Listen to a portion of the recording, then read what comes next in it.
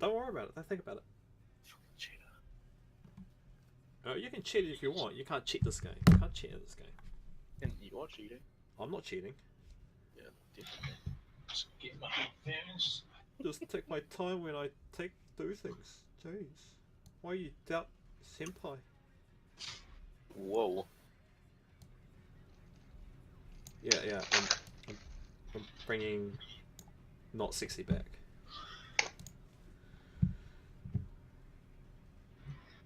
Sorry, I haven't been replying. I lost my aunt last night. You lost your aunt? Did you find her? Brittany, no.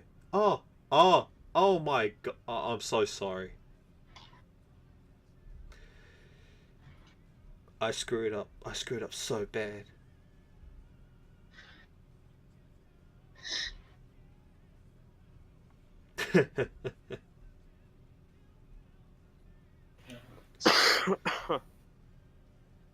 Of Steam.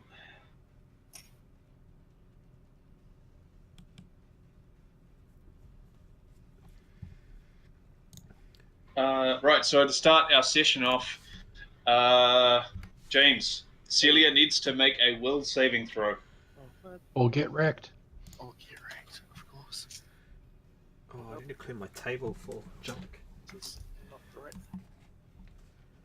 Where is... Bless you. Bless you. Sorry about that. All good. Now let's see if you can get as wrecked as Fletcher. Oh, shut up. Shut up. I'm so salty about that. What is it? It's D20 plus... what? D20 plus your will saving. I can't find it. It's not a super high number, but no one has super high numbers, so that's okay. +3! I couldn't find Yeah. my character sheet. I actually think Bastion has like the best save. Now, on 60. on the previous will save, did Celia also roll a natural one, the same as Fletcher did? Yes. Do I remember that Entering the correctly? town. Yes, you have remembered that I know I correctly. failed it. I'm not going to be salty, but I am. It's alright. Celia, you have some horrible nightmares about creeping shadows and memory loss and all this. And you wake up on the back of a cart, which is being driven by Kit and Gerald with some urgency. The last you remember was you were... basically, Celia has completely forgotten about the interactions from just before entering the village to now. Alright. And you have woken up on the cart, and Gerald and Kit driving the cart forward with some urgency, and Fletcher is unconscious on the cart beside you. Kind of... He looks bad. Alright. Alright. Well, I'd have a little panic, right? And then look at Fletcher and just touch him on the forehead. Use my healing hex. Because, yeah. Gotta If you heal still the have- Fletcher. If you still have some of those available. Healing is used on one person of the party. Yeah. No, but You can use it like 4 times or something. no, but you don't know how many times you've used it previously, Yeah. and we haven't rested. Well, I'm gonna attempt. Yeah. So you reach out to touch Fletcher's forehead, and you feel the magical energy pass through you. It's now going to be 24 hours before you can target Fletcher again Yeah. with the healing hits. And I don't know if Fletcher had taken any damage.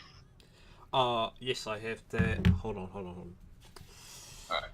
So operate healing Yes. hits. Yes, I did. Which heals for some amount. Does, yes. I'm trying to. I'm not sure if this is the level where it increases. Hold up. just found it. At 5th level, the hex as per cure moderate wounds. So 2d8 plus 5 vigor. Or 2 wounds. 2d8. I haven't suffered Roll. any wounds. 10. I rolled a 10. Oh, I healed 10. Plus 5 for the level. So 15. I healed So 15. you get back to 15 vigor. Yeah. But you can feel when you lay your hand on Fletcher's forehead that he is burning up with a fever. It's not good. And your healing doesn't seem to recede the fever in any capacity.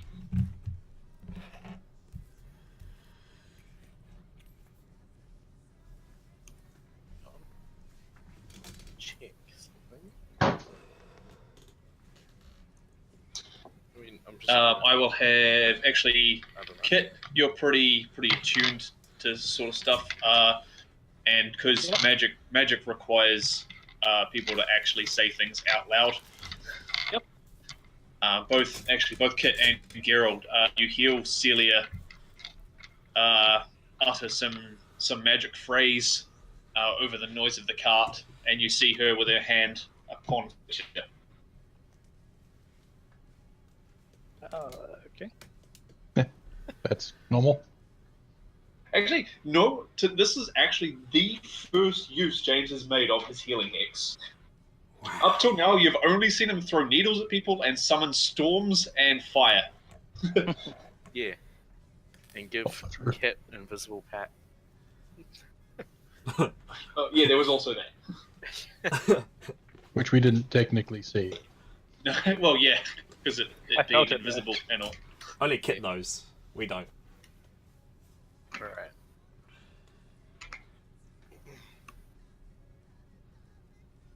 I'm actually just having a look. The list of hexes you get as a witch aren't a lot. No, No. not at all. But I mean, some of the ones you do get are pretty awesome. Yeah. Grand hexes is what I want. Yeah, that's a bit later. Grand and major hexes.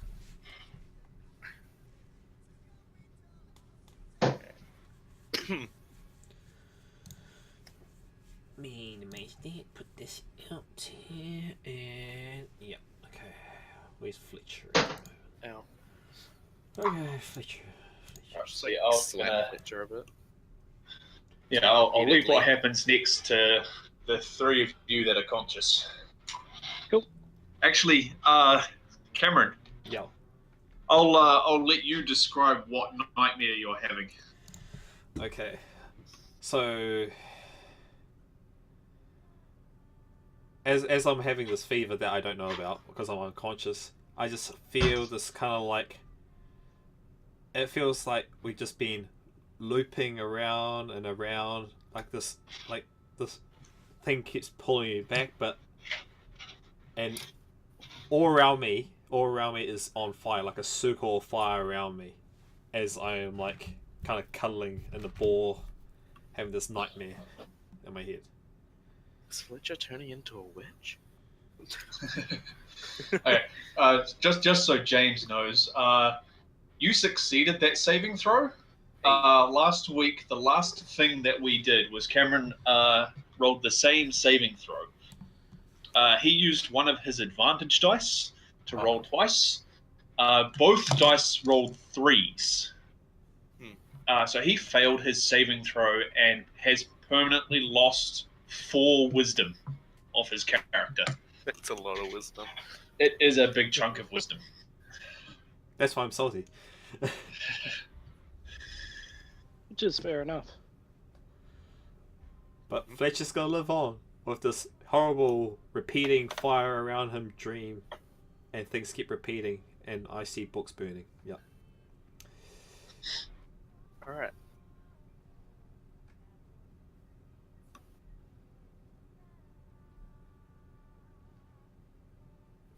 What now? Indeed. What now, indeed. Are you gonna ask why you're in this cart? I mean, no. just going to assume that they're still on the way.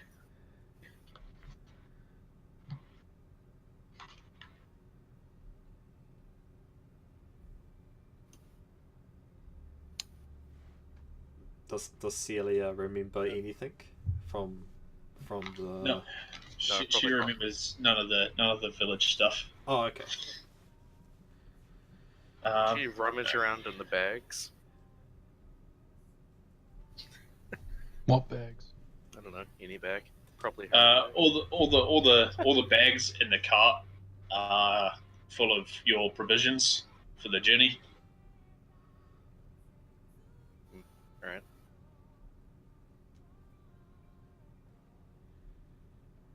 Well, I'm out of Is- ideas. There's nothing special in the car.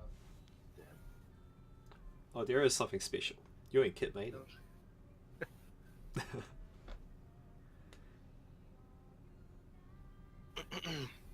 As the girl's cart. That's what's special about it. Yes. No. Yeah, fair enough. Take what you can get then. Yeah, I'm gonna take what I can get while I'm unconscious. Alright. Maybe 2-3 hours out of the village. Fletcher wakes up, but with a absolutely blistering headache. Oh. Man, last night Hey, was Fletcher, welcome to the land of the living. Oh. Where are we now? The land of the dead. What? Exactly. What? Have we hit the next town yet? Because it seems like I've been on this car forever.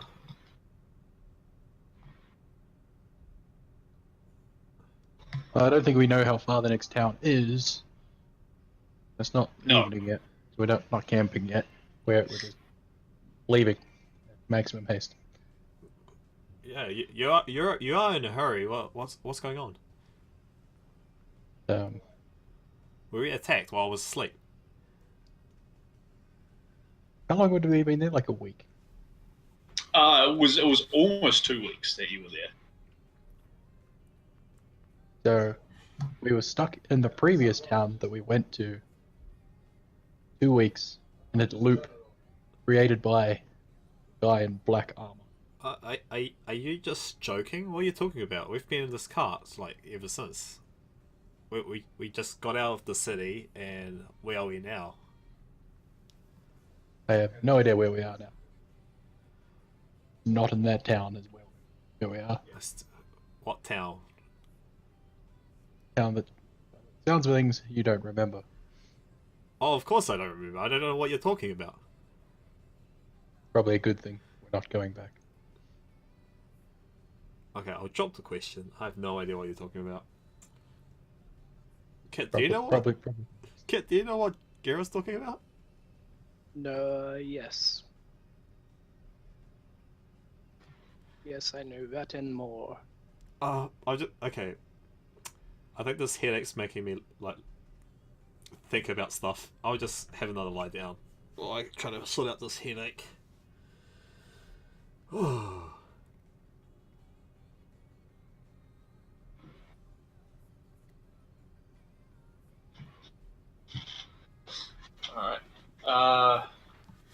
So coming up on evening, just as you're starting to think about sitting to the side of the road and making camp, you hear the sound of like someone chopping wood not far away, and you can see a light bit of smoke coming off over the top of some trees.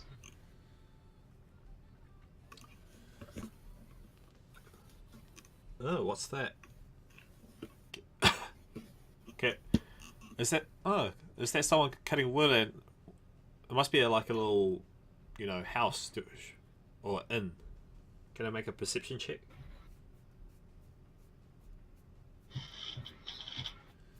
Yeah, you can make a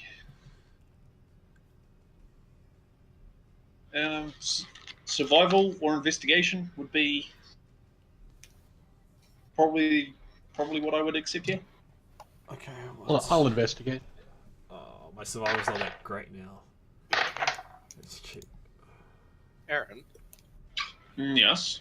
Celia being from this direction, do you have a rough idea where they are? I got a 12 on my investigate. Got a. Well, Celia knows that you're heading north towards Redstone, but you've only been through. Well, you've travelled south from Redstone once, so you wouldn't be like familiar with the area. You're in you're on a road. On a road. It's somewhere south of Redstone, somewhere north of the city. All right. And there's I wouldn't call it like dense forest, but you know there's a fair amount of enough trees to either side to block long distance view. Okay. All right. I rolled a 6, so -1. It's a 5.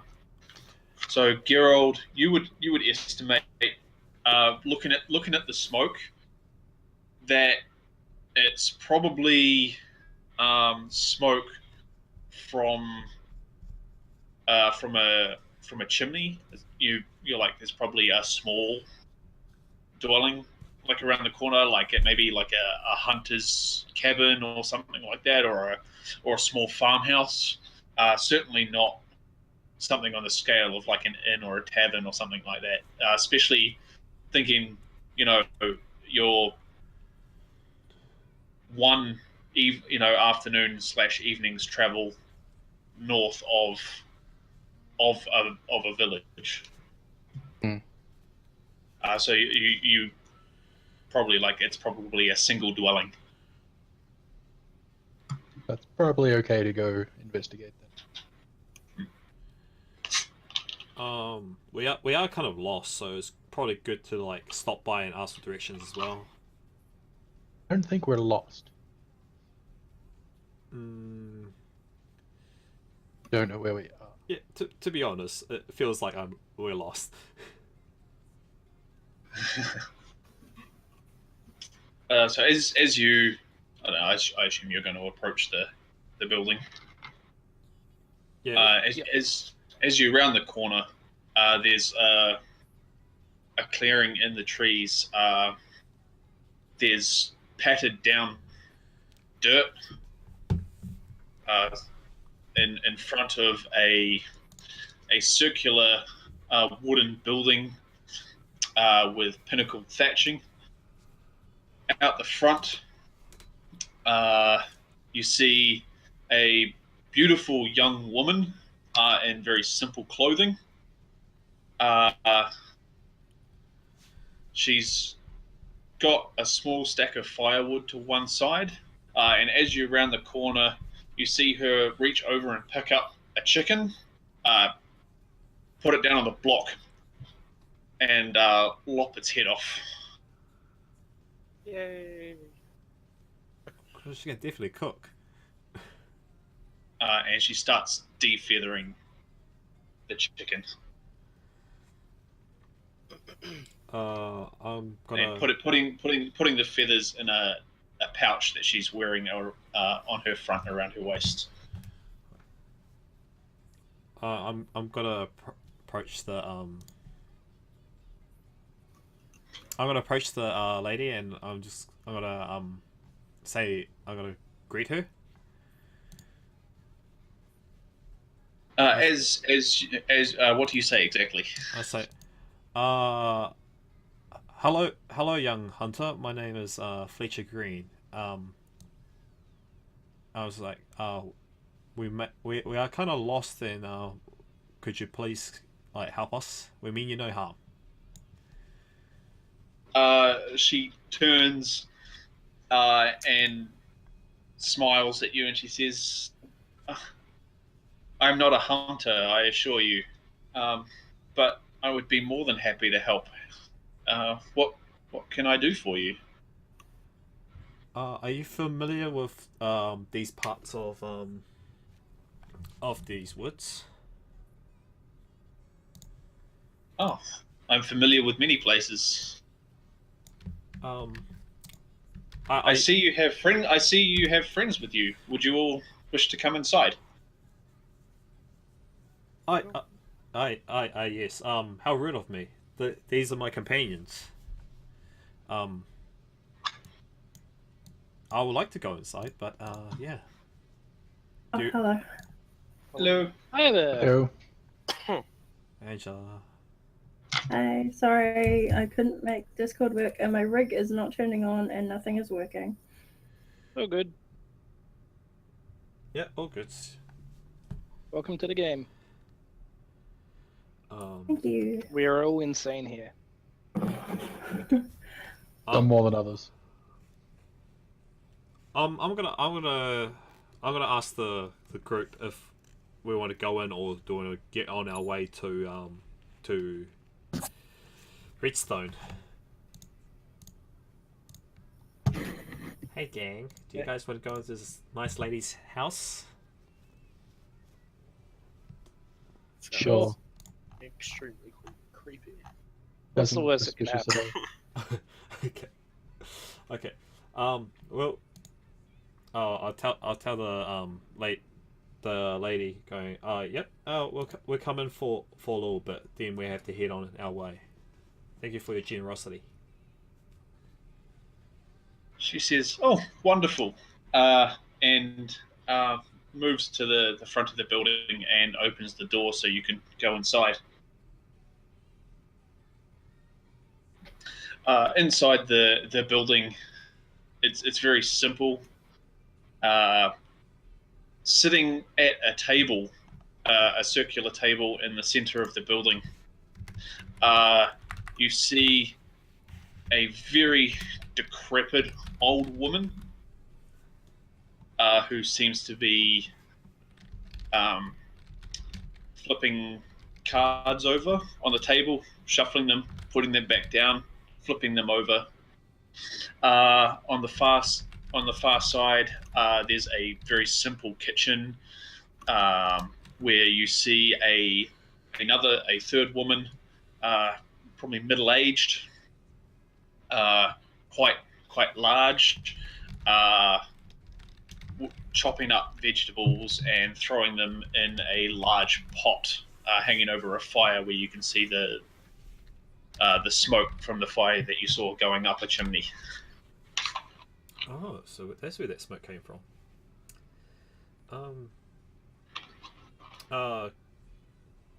Greetings. I'm Fletcher Green. How do you guys do? The matronly woman says, "Oh, guess, wonderful. Quick, girl, pass me the chicken. I'll have to prepare this dinner quickly." The old woman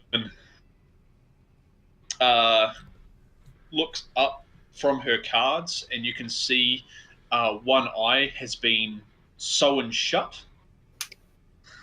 And with her other eye, she looks at each of you and then turns back to her, scoops her cards up off the table, shuffles them, and she lays 3 down on the table and then turns them over in turn.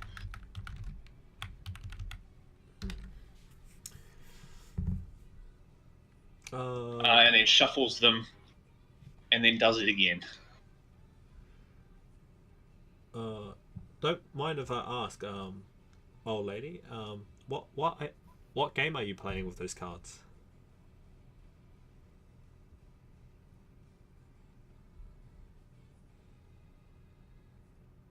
She says, "I'm trying to read the future. Yours, mine, the world's." So you're a fortune teller. Of sorts.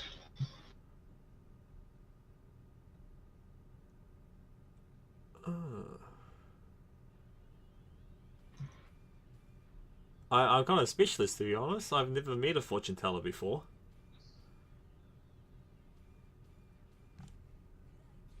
She says, the cards. The cards read the fates woven and gives me glimpses into what is likely to transpire, what is happening right now, and what has happened in the past. Okay, that's very cryptic, but would you be able to tell my future? Oh, Does anyone else want to say anything as she waves Fletcher into the chair opposite her? Enjoy.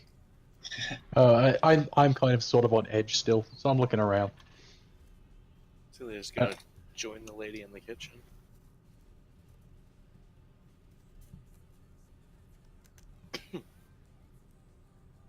You go up, Celia, you go up to the lady in the kitchen, and she says, "Oh, would you be a dear and finish prepping those vegetables for me?" Sure. Just start doing it. I'm very tired.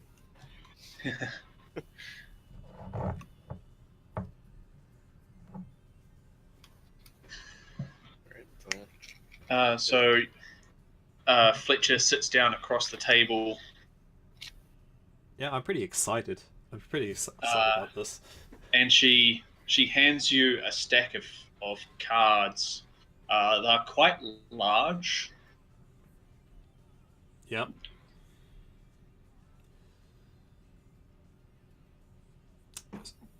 Oh, what am I supposed to do with this deck of cards? Do I shuffle it? She says, "Yes, please shuffle the cards." Okay, I'm going to take these cards and I'm going to give them a good shuffle. Okay, cool. Let's give it a good shuffle. There you go. It's all shuffled.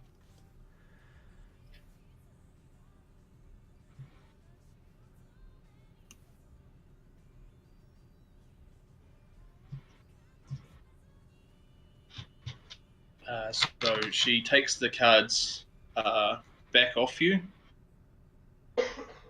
and she deals out 3 cards.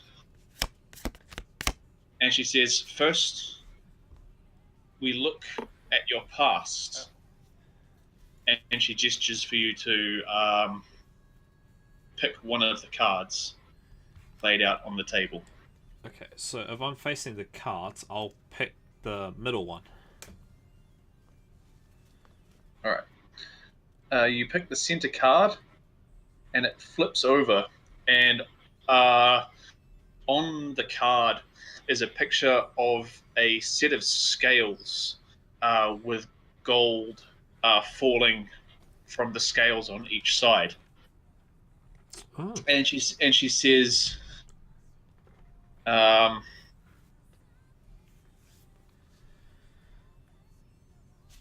she says, "You are in debt to a greater power." How did you know from that card? And she says, "You have been caught up in powers beyond your current state. Oh. A tragedy in your past has brought you into a service that you may or may not have desired." Oh, it's pretty spot on at the moment.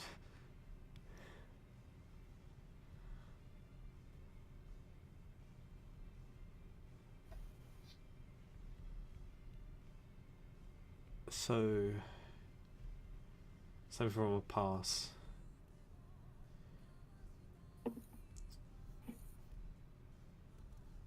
I'm as Fletcher. I'm just utterly surprised that she's like, I've only talked to her now, and she's getting the current.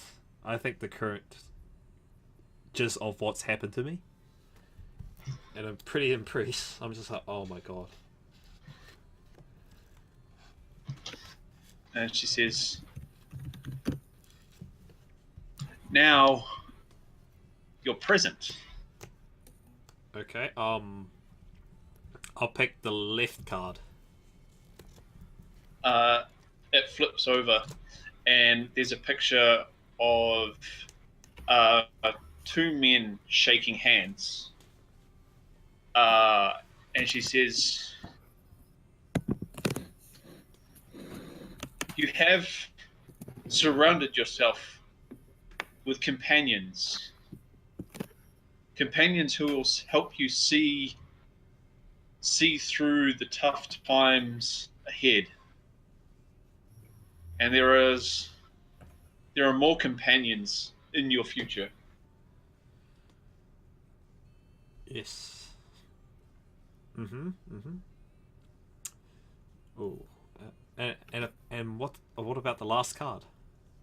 The last card is your future. This is something many people do not wish to know. This is something that many people regret knowing once they do. Do you want to see your future?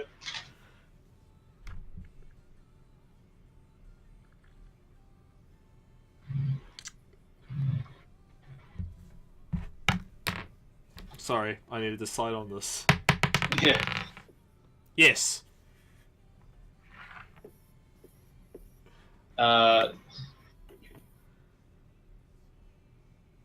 So I flip over the last card.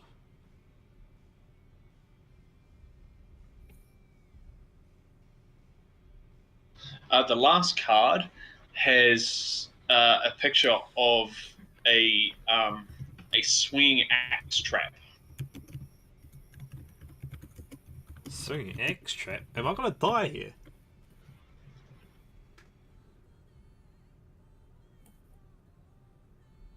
She says no. Maybe. What?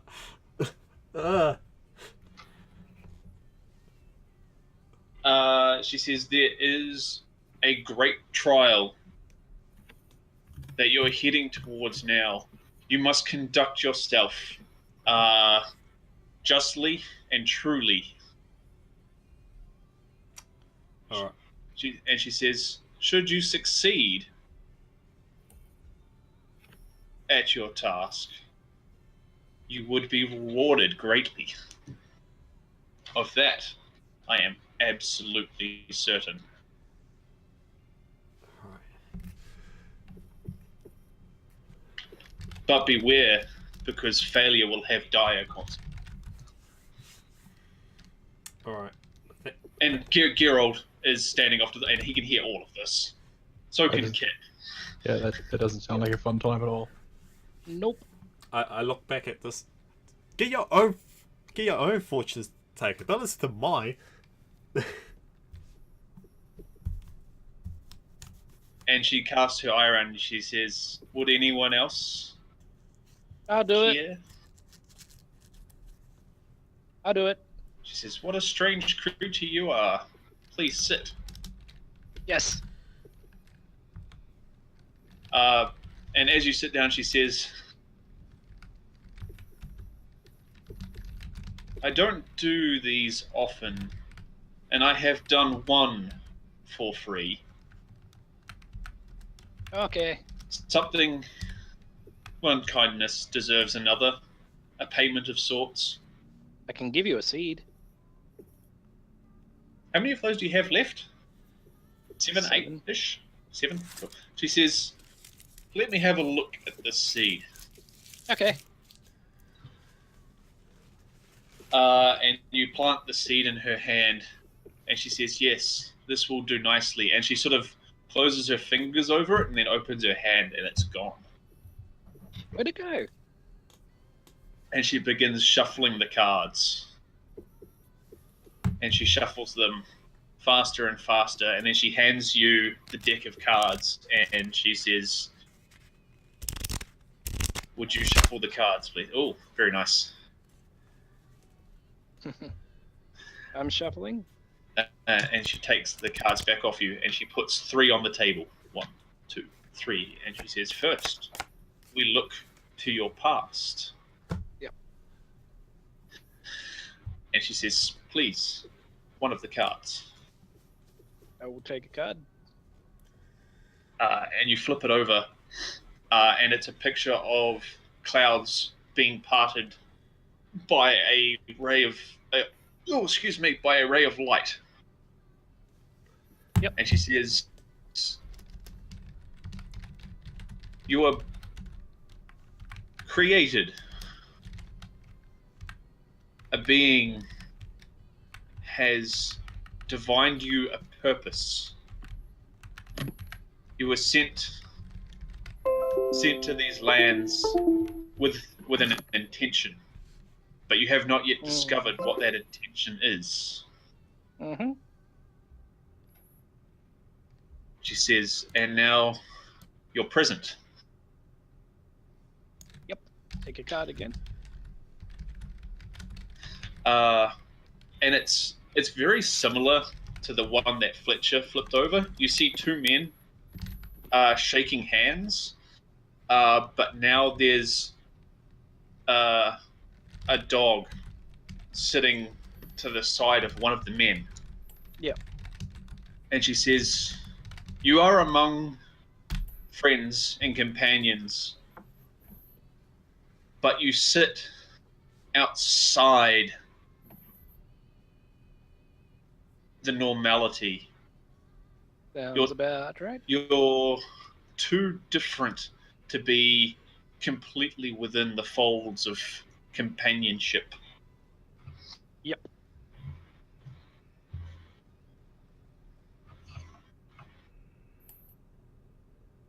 And she says, "And now your future." Yay.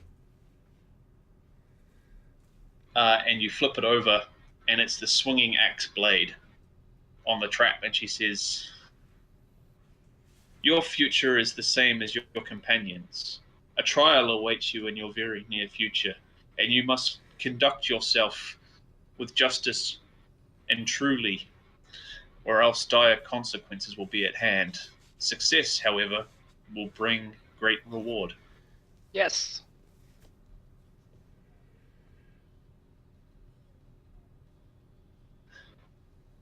And Can I she keep that card? says, "Absolutely not." Oh. And she turns and looks to Gerald, and she says, "What about you, little one? Would you have your fortune told?" I don't really have much to offer. She says, I can offer another seed. "It need not be gold, nor magic seeds. A story, some hair, a little bit of blood." Don't give your DNA. That sounds like a bad idea. I was just thinking that those last options seem a bit suspicious. Witchy? Give her a doll made out of your hair or something weird. Offer her Woody. No, he is a key part of the team.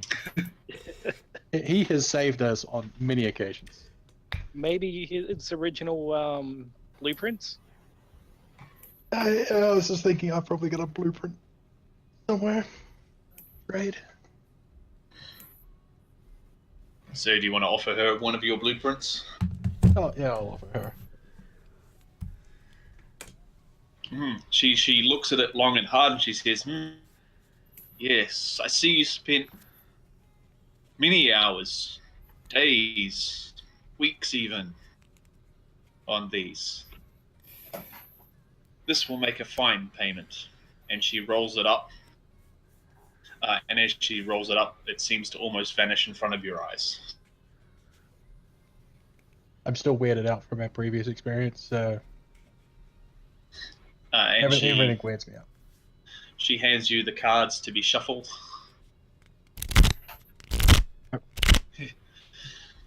And when you pass them back, she deals out 3 cards and asks you to choose your past.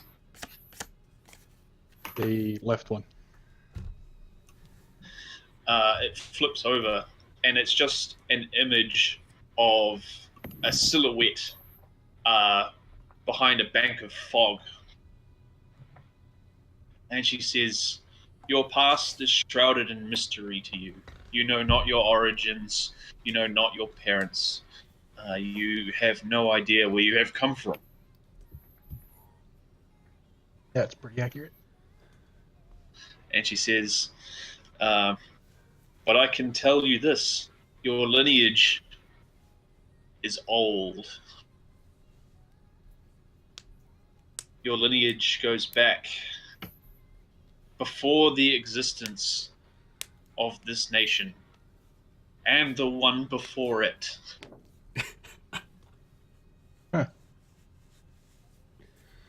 I take notes of all of this. It intrigues me. And I'm just like, hey, first time I've heard something like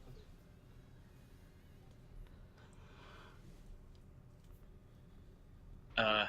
Yeah. And then she says, "And now you're present." The middle one. And it flips over. And it's the same image that Fletcher and Kit had, but it's much further away.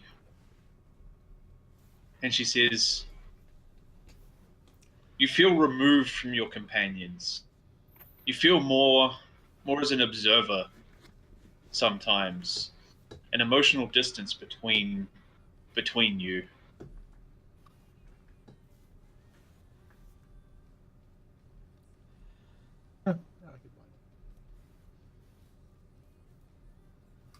Then she says, "And your future? Will it be the same as your companions?" I sorely hope not. That card. And it flips over. And she sort of snorts. And it's the same. It is the swinging axe blade. And she says, "You too will face the same trial. It seems you are bound together. But I wonder if it's true of the young lady behind me." She says about Celia, who is behind her. Celia, give her your nose. No. Give her your nose. I'm Just gonna as I'm gonna Kit ask doesn't have a nose to give. I'm gonna ask the fortune teller. Can I see if those cards are all the same? She says, "The cards show us only what we need to know." It just seems like they're all. It seems like what we're flipping over are the same cards. I just want to check if they're all different. Well, the first 3 cards for us have been different. Yeah, And then the second lot of cards have all been different. It's only been the last one. yeah, but what's the chances of us getting all the same card, or the last 2 cards being all the same, or 3 of us? Depending on how many cards are in the deck. Yeah, You reckon the deck's probably got, at a glance, probably 60 to 70 cards in it? oh. Celia, get your fortune tell. And so she runs over. You run the whole, 2 steps to the table. Yeah, of course. With her snake, down her arm this time. Yeah, and she says, "And what offer can you make for your telling?" I can give you snake venom. Yeah. And she cocks her head and she says, "Yes, this will be a fine payment." Alright. So, And what's your snake's name? I is that forget. her name? I'm sure you gave it one. Did I name her? Let me go You back. best have named your snake.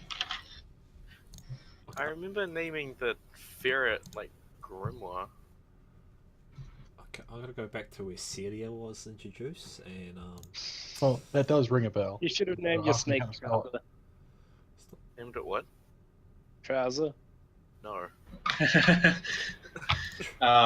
But you, the snake willingly gives up its venom into a small vial. Yeah. She gets maybe like 15, 20 mil, Yeah. which is a fairly substantial amount for the small snake you have. On the note, Celia has no idea what the venom does. And she passes you the cards to be shuffled. Alright. Shuffle You it. shuffle them. She takes them back, lays 3 cards on the table, and she says, "Select your past." I'm gonna select the center one. And you flip it over, and it's a picture of a jail door. There's like stone wall and then a wooden door with bars sort of at head height. And she says, "You were bound, held in captivity for your early years of life. This is where you learned the craft." Yeah. What about it?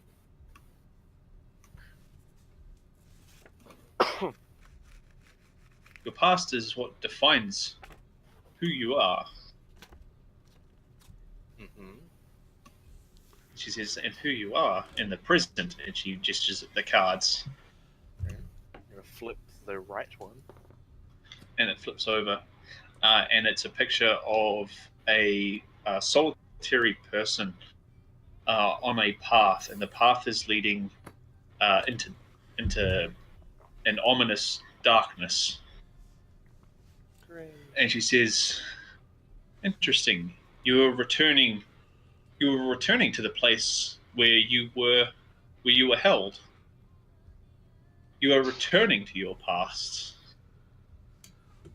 Like I chose to.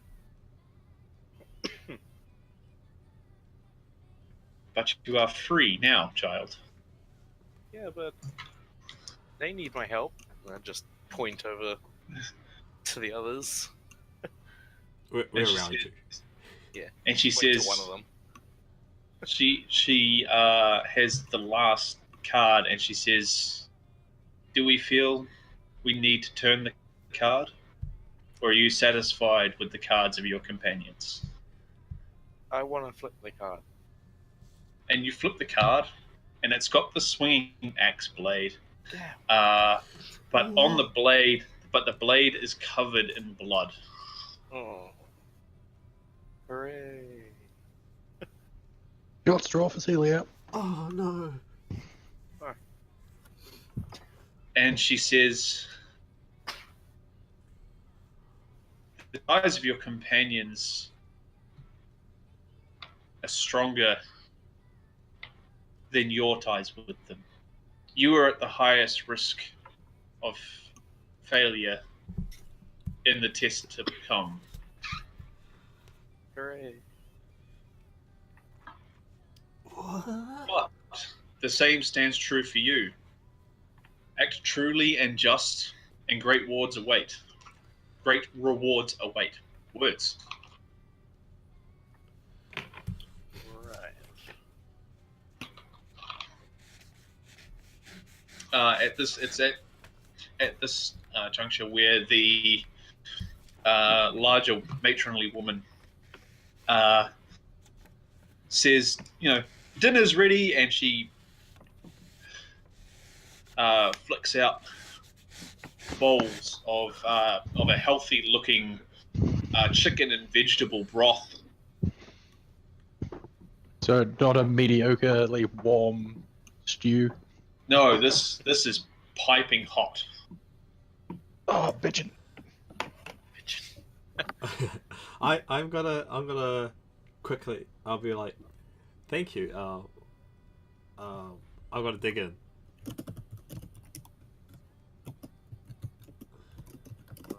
Yep. I presumably. And Celia's your- gonna wait till it's cool enough. your generosity is really appreciated. And just as you're all about to start tucking in, there's a loud knock on the door. Who could that And the old crone looks at the beautiful young woman and just sort of flicks her wrist towards the door, and she darts up to the door and opens it, and you see a lone person standing outside. It's raining outside now, and it is dark, so you can barely see the silhouette of this person, who is Angela's character, who I don't have names or descriptions for. So, For me, just call me like Helga or something for now until I figure things out. and at least what I've got written for you is you're wearing breastplate. You have a number of weapons on you, including a battle axe, a great axe, a longbow, a bardiche, and a heavy steel shield. Mm-hmm. And that is your equipment that they can see. Just think like Brienne of Tarth, but much more recklessly stupid.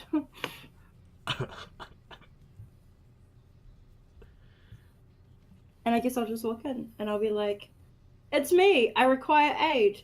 Because I'm going to pretend or assume that I've been here before for some days or have been working in the area on random errands, and I'm back to my local, well, the only food hole that I've been to around here. And I know of the crone very little, but enough. So I'll say, because of the situation, because you're not super aware of the stuff that's just transpired. Mm-hmm. Let's just say you're traveling the roads and you're trying to get to Redstone, but you've Yep. managed to get lost along the way, and you've just stumbled into this house in the middle of nowhere. And how does the crone look? The crone, she's a very decrepit, small old woman, with one of her eyes sewn shut. Okay. There's a young, beautiful girl wearing very simple clothing, and then there's a larger, middle-aged woman, Mm-hmm. very matronly, and sitting at the table with a gnome, a humanoid-looking, werewolfy beastman type looking thing, a rather normal-looking human, Yay. and a very archetypal-looking witch, half-elf witch. Okay. And With the two robots with Oh. their weapons drawn, pointing at you. Oh boy. Okay. Yes. I'll sort of yeah. come in then, and I'll be less brutish about it, and I'll sort of just be like, "Excuse me, madam. I require aid, for I have been traveling and I'm very weary. I seem to have gotten turned around in the storm." Hi, I'm Kit. And the young girl grabs you by the arm and pulls you in. And her embrace is her you can feel even through your clothes that she's very warm. And she closes the door behind you and ushers you over to the table. I'm probably freezing. Yeah. She tries to seat you close to the fire. I'll sit down and I'll just be like, "Oh, broth. Hello everyone. I'm Helga. Just a regional fighter on my way to Redstone. Oh, regional fighter from going to from Redstone. Going to Redstone. Going to Redstone. I seem to have been turned Kids around love though. skit. What a coincidence. I'm Fletcher Green. All right, what I'm going to do for a second here is I'm going to leave you guys to do some character stuff because I need to use the bathroom. Alright. So I'll be back as soon as I can. Hey, I'm Fletcher Green, and I'm the guild master of our guild. The fuck, I forgot about that name. Shattered Alliance, I want to say. The Vanished Alliance. Yes. Vanished Alliance. Yeah. That'll do. Banished. Yeah. The reason we named it Banished Alliance because we all got a debt to pay, and we got banished from our old guild. Just Uh. chime in with, I didn't. Except for Celia, she's new. I'm new here. We recruited her because she needed a job. It was gonna be super honorable, but I'm gonna be a little bit less honorable because I'm not assuming you're petty criminals, but But they you know. are. But yeah, but you are. So, and I don't want to have to kill you all. So, Whoa. well, I'm lawful. Yeah. And that's why you've got weapons drawn on you presently. Oh no, I'm not like drawn now, but like if somebody No. hits me, I'll hit back. So, my character is the gnome. He's a tinker. So Mm, he has robot companions with him yeah, that the two follow of his them. orders. He can change them, but most of the Okay. time he's got. Yeah. Yeah. But I feel like- after the Are we- events that have transpired, he's very wary of everything. The event. Oh yeah. I'll probably just ask what's got you so rattled because I have no idea what the story is. So you can explain it to me. What you've done. Hang on, I got ants. Oh, I think James has ants in his house in real life. Okay then. Okay. Oh, I'm Fletcher Green. I'm an oracle. I heal stuff. And what takes you on your travels to Redstone? We're on a quest. If you Of what proportions? that's where we're going to Redstone for. We're gonna meet up with one of our contacts and we're gonna he said he was gonna inform us the rest of the quest there. So hopefully Oh, it's gonna be all good when we get there. do you work for coin? Yes, we do. We do work for coin. We've got a debt to pay.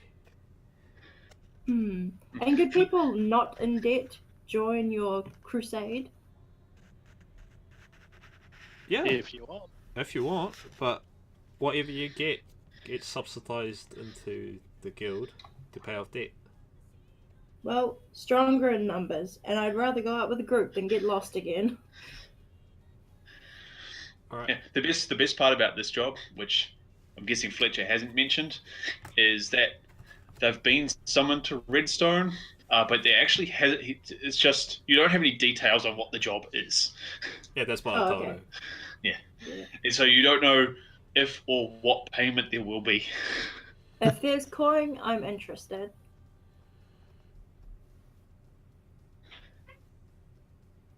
Yep. Hopefully there's coin. And if not, we can always just go our separate ways.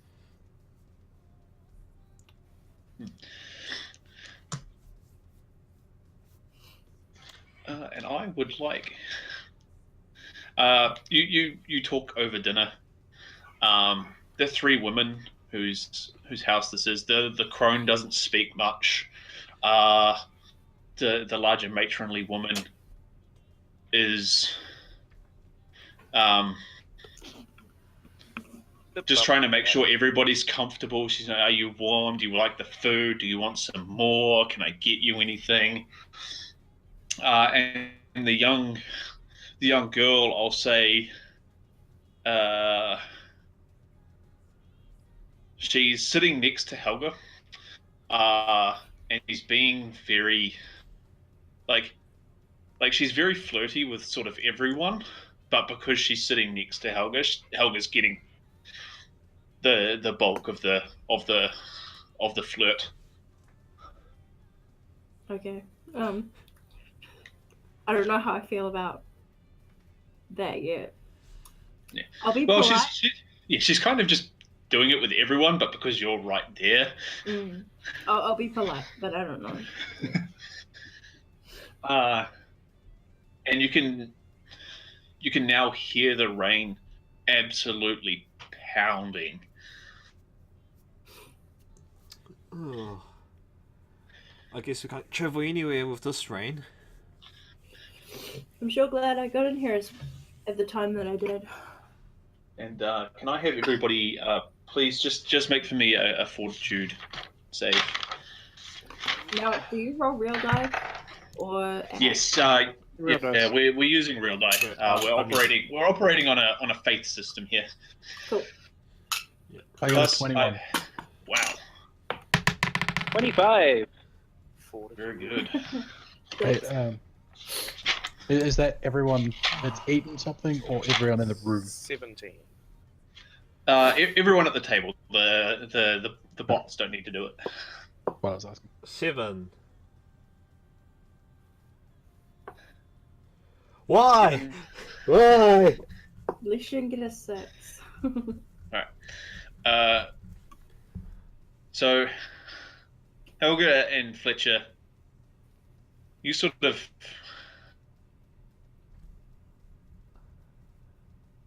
like fall unconscious immediately. You're like, I'm kind of tired, and you just sort of slump onto the table. Oh, God. Okay. The other three of you, where's my character list? Celia, Hey. you're like, I feel kind of sleepy. And you start to sort of do the head bob. Uh-huh. But you're not quite asleep, but you're not really fully conscious. Alright. Kit Yo. and Gerald, you also feel really tired all of a sudden, Okay. and you're a bit like, whoa, like it almost feels like, you know, that kind of physical exhaustion that you get where you've been running an entire day. Yep. And you hear the crack of lightning and the roll of thunder, and for a brief moment, you see that, like, you're not in a house, you're just in some, like, ruined building with hardly any walls and no roof. And you see the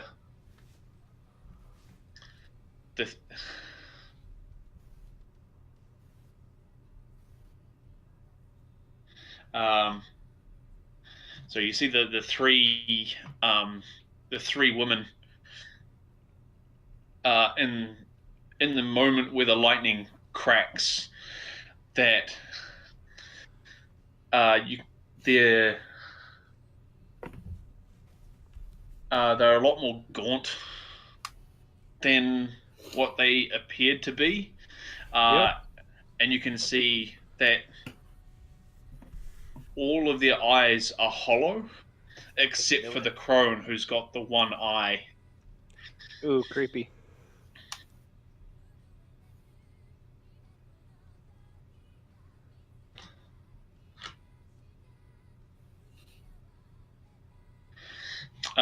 And it's at that point that Celia Hey.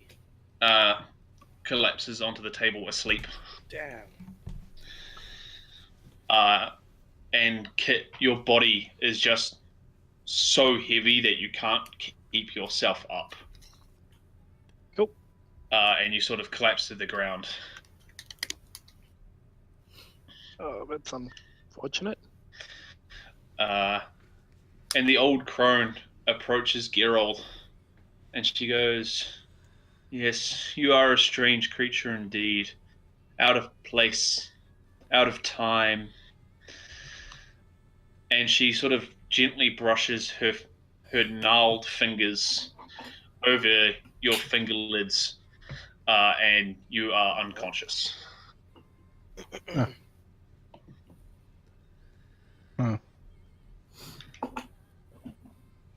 Did she do it aggressively? Did it look aggressive at all?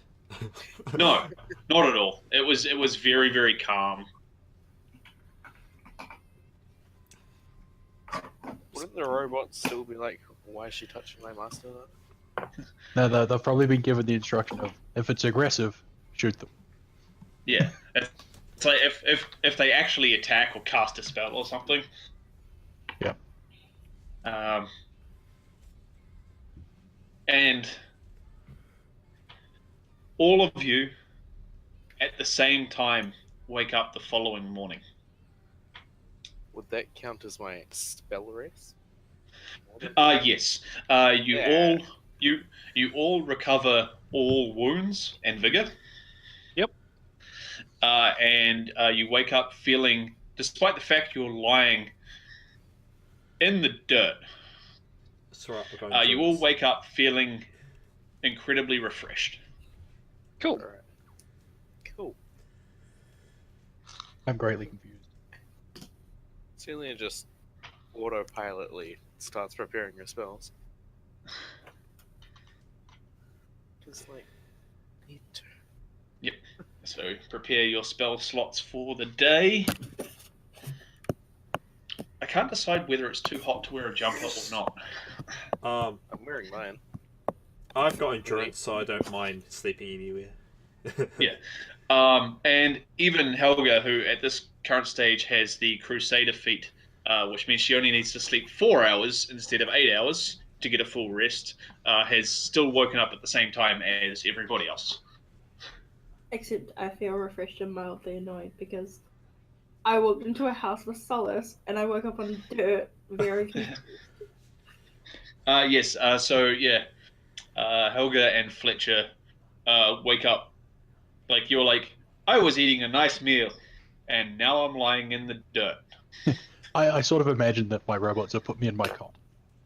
Yeah, they've just sort of picked you up, put you in it. Like when you fall asleep in the car as a kid and you wake up in bed. It's fantastic. Yeah. So Gerald is sleep cot. Yeah, life is good. And you are in fact inside what would have once been someone's home, probably, but most of the walls are missing. There's no roof. Are we wet at all? I mean, Oh man, this place is a shambles. Wait, what happened to the three ladies? Yeah, I'm gonna draw my battle axe and just be like, where is that dirty old crone? Make a Helga, I'll have you make a, which is, like I said in the message, we're not using skill ranks, so your perception is just your wisdom bonus, but you have advantage on it, so you get to, just like 5th edition, roll twice, take the best number. yeah, I can use a 3rd level spell. That's a 19. As you're casting around looking for the old crone, you see a tarot card lying face down in Is the it the dirt just in fucking- front, I swear to God, if it's the axe, I'm gonna lose it. lying face down in the dirt at your feet. I'm gonna pick it up. On the tarot card is the picture of a swinging axe blade. I'm gonna turn around to everyone and be like, it's a swinging axe, because I just realized that I'm metagaming and my character doesn't know what that means because she wasn't there. But we all know what it means. Yeah. Yeah, so I'm like, oh, I found a crappy little card. You got the swinging axe as well. Yeah, you're in for a treat. Fletcher's like, mind blowing. This is like some Chris Angel stuff. The end of a very good magic trick. Was this your card? I Yeah, didn't it's get- like you get all the way to Redstone, meet up with, go and do the quest, and your quest reward is the tarot card. She comes out with the camera and she's like, "You've just been punked." Alright, yeah, okay. Well, like, can I see the crone anywhere, or is she just like gone? There's actually like no evidence of them being there at all, except for the tarot card. And off to where the kitchen was, you can see where the matron was cooking. Is a rusted out cauldron. So we were probably like lying on the ground having a seizure, imagining all of this. Anywho, this place feels run down and creepy. I don't want to be here any longer. Alright. The Are we in a redstone it wooded? is. Are we in a wooded area? Yes. Yeah. Okay, yeah. I'd like to get out of these damn woods then. Okay, we got a cart. You can come along. Thank God. Are you good with animals?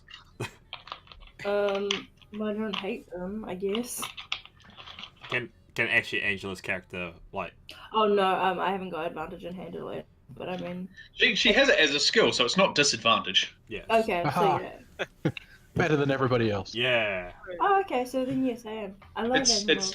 It's at a -1, but Good as it's a nothing. thing. I mean, I'm probably currently only speaking, 10. character under revision.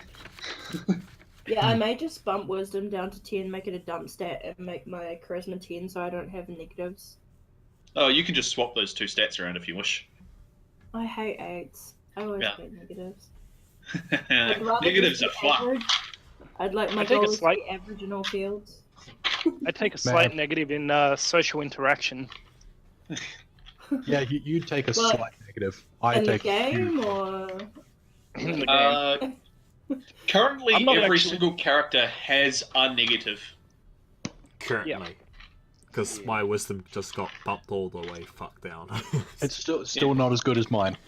no. Three of the 5 of you have negatives in charisma. Yeah. I'm +3 in charisma. Ha ha. Celia's just weak as fuck. Yeah. My charisma is 5. I'm a brutey like soldier, so that's pretty standard. My charisma I is am 16. an abomination to nature.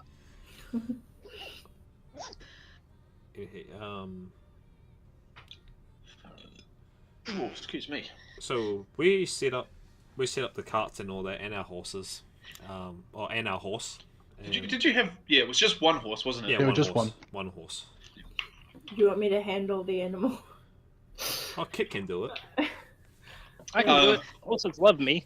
Okay. Actually, I can't remember. Was it a combat trained horse? I can't Yes. Yep.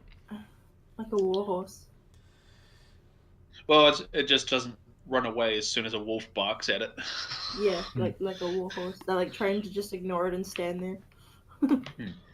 With my Just as a quick note as well, Angela, is that everyone gets an advantage dice that they can use that every session that you can Oh, use for kind of. any roll. Kind of like inspiration. Yeah, yeah, And then- inspiration. But it can be used on any dice roll, so you can actually re-roll like a damage dice roll if you wanted to. Oh, sick. Okay. But you get one of those every session. Does it include saves and? Yep, any dice roll that you want. Cool. Saving throws, skill checks, attack rolls, damage rolls. I didn't use them enough when Yuki was alive. No, because we keep forgetting about them. Yeah. We also receive additional ones for MVP votes.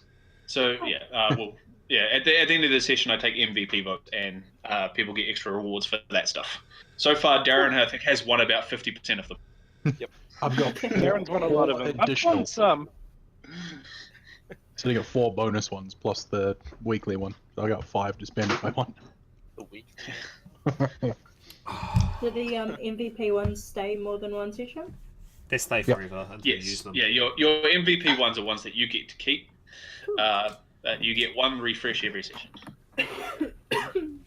If you're on time. Yes. But I can talk to Angela about that stuff later. So you continue heading north, and the rest of your trip is actually pretty uneventful. You do stop by one more village on your way north. This one's a bit bigger because it's much closer to Redstone, but nothing weird happens. You manage to buy up a few extra supplies. Does it have a furnace? Sure does, and you get to fix up Woody, Elroy, and Bastion. Cool. That's what I've been wanting. And Fletch just got to mumble to himself in his head, going, "I think I've been here before," which I haven't. You probably have to spend probably another 5 gold resupplying because you've now got 25% more food consumption. Oh yeah. Sogs. Spend an extra 5 gold. And I think we I'm will gonna be go able find to a cover bar. that. Because bar. Yep. So it's a reasonably like the inn here is actually 2 stories. It's not like a couple of rooms. So pretty much, if there's any like basic equipment you wanted to acquire, or if you wanted to, Helga wants to go have a bath, you can spend your evening having a bath. No, bar. I Oh, said bar. bar. Drink all your problems away. Not bar. There is in fact 2 bars in this establishment. There is the traditional one in the inn, bottom floor tavern, upper floor rooms, and then there's another one, sort of on the northern end of town, a little bit run down, and exclusively a bar. There are no rooms there. Which one looks the most dangerous? Whoa. The one that's not the inn. Okay. We got a badass over here. What is a bardiche? A bardiche is it's a pole arm. Oh, okay. How much can I sell that for? No offense. Whoa. I would say you've got a handful of coin on you. I'm guessing it's bludgeoning and it's ranged. No, it's a Piercing. it's a lot like a halberd. Oh, okay. Yeah. All of your weapons except for the longbow are axes of some description. Okay. Oh, dude! No! Can I change my name? Sure. Okay. I've changed my name. My name's Axel, the X-Man. And I'm Axel. an X fighter. I use exclusively axes and nothing else. And I have Except a for secret... except for the longbow. Except it's not a secret fetish because everyone knows because I carry around like 7 axes. So This took a turn. Sounds like a finish to me. No. no, I've made this character before in D&D and he was fantastic. Okay. He's going to enjoy hanging out with Woody then. Yes, he would. Would have been Yuki's best friend. No, it needs more scythes. Yeah, it does. Yeah, well, my very first Pathfinder character, Iron Scytheman. Guess what he used? Daggers. Earthbreaker. Yes, he yes, all of the but the Earthbreaker hadn't even been released at that stage. Everything. Earthbreakers are great. Yeah, I love Frank is blood actually rages. good. So yeah, I gave you a one-handed weapon, a two-handed weapon, a two-handed reach weapon, and throwing axes. So you can cover everything with axes, but you have a longbow for things that are more than 10 feet away. I'm probably gonna sell that unless it's axe shaped. I'm not gonna keep that. Oh. I just came from playing a holy monk who used prayer beads, and I snap the string and throw them. They actually cause a lot of damage. I gave you the Bardiche because H, and maybe sometimes you don't get to do stuff. Yeah. Right, I'm gonna go get drunk at the Dangerous Bar. Can I go with Geralt to the market to sell the long swords? Oh yeah, that's another thing I got to do at the forge. Hey. Try and fix my damn gun. Aaron. Yeah, am you I- kind of flubbed that roll. Yeah, let's try and fix that one. Yeah, I'll give you guidance. Hey, that's helpful. Yeah, I'll give you guidance. Here's some guidance. I don't know if it helped, but that's a total of int 3, 4, That was the a 22. Plus Oh. one. Yeah, 22. No, that's including a +1. Oh yeah. Um, Better than do I my have double stat natural damage ones. anymore? yeah. So yeah, Geralt spends his time focusing on fixing his gun, and manages to get it functional. Nice. Yay. So that's a Bardish. Oh, did you send me a thing? Yeah, I put it in the general chat. It's a long axe blade on the end of a long stick. Oh, why didn't you just say cooler X? Yeah, I'll keep that. Alright, so functional is now better than broken. Hooray. Uh, I was going to say, do we want to increase its break threats from 1 to 1 to 2 or something yes. until I get it properly fixed? You want So yeah, it's No, I won't help on you on this one because it's out of my field. no Celia, like all wounds, any suffrage you'd had is fixed, Hooray. except for Fletcher's loss of wisdom. Yeah. I can't even use lesser recovery on it. Oh, I don't know. It's a permanent loss. Yeah, it's a Oh, permanent did you loss. lose permanent like ability points? Yeah. He completely flubbed a saving throw. That was really, really important. Yeah. With I lost advantage. I lost 6 strength damage once. That sucked. Well done. I've died to strength damage. I was killed by shadows. I I've went been from killed by 8 your to shadows. 12. So Apparently it can Helga, heal over time, depending on what the thing Uh, is like. No, You can my, read- damage Rebuild. can. my Yeah, one's- damage can heal over time, but this isn't damage. Oh. this is permanently being dumb. his- like he got his- brain damage. His Pretty much. stat went from 12 to 8. That's a big drop. Oh. Okay. So that's what Fletcher's doing. Helga's going to the bar. Sorry, Bye. Geralt is off fixing stuff. Helga's off. No, sorry, Axel. Axel is off to the bar. I'm also a dude now.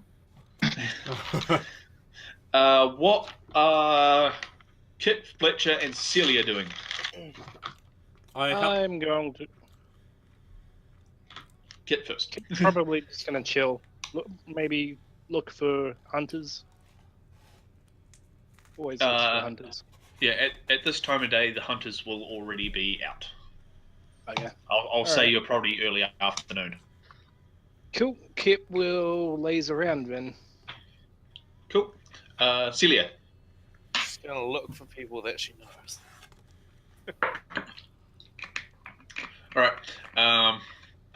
This close to Redstone, Yeah. you're probably only a few days away. Yeah.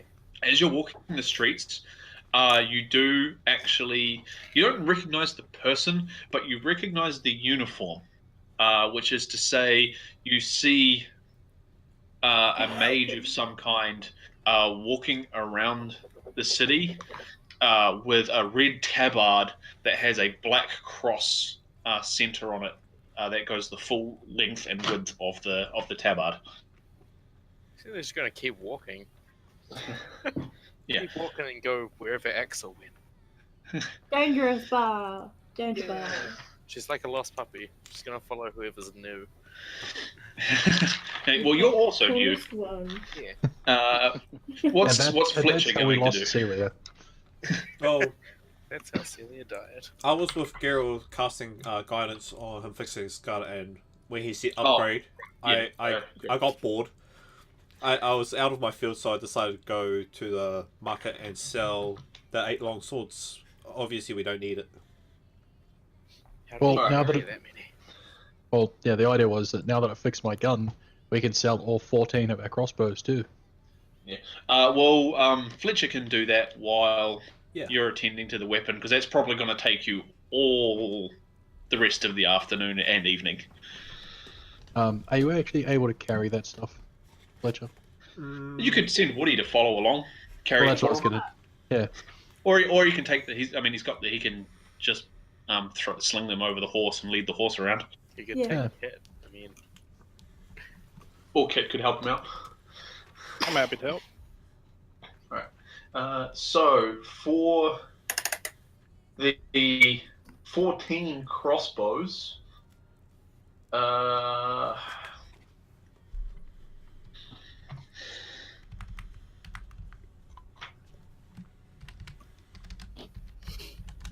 no, that's not going to be the right number. Holy crap!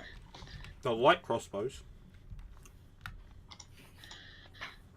And then they had 7 long swords. Yeah, 7 long swords. I think there was some armor in there as Oh well. yeah, the chainmail armor as well. Okay. Yeah, I'll definitely probably get Kit to come ask Kit to come with me. Yeah, well, I'm there's a fair bit of stuff. Cool, let's do it.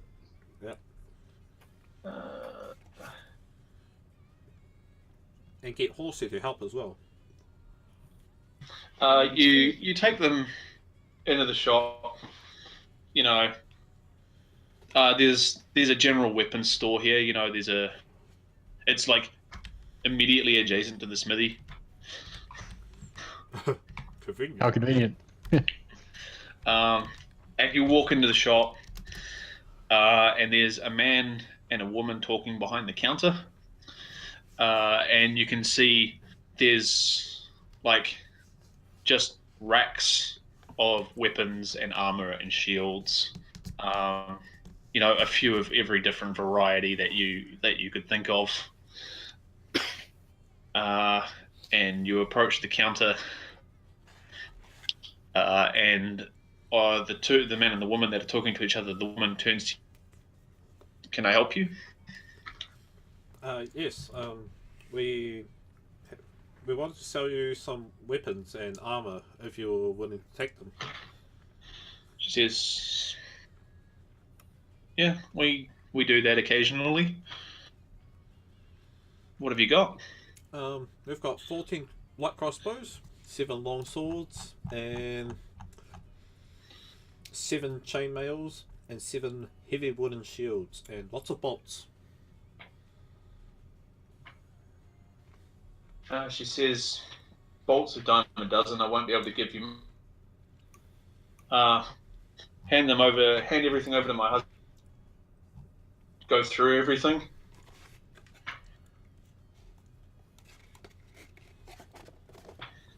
And he picks up each piece and he sets some to one side, some to the other side.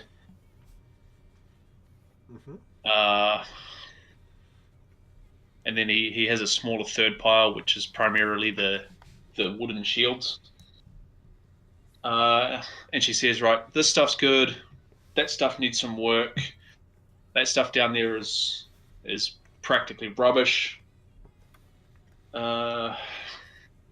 With resale values, I mean, at the moment we're doing pretty okay, but we've got a lot of stock, especially, you know, long swords and crossbows.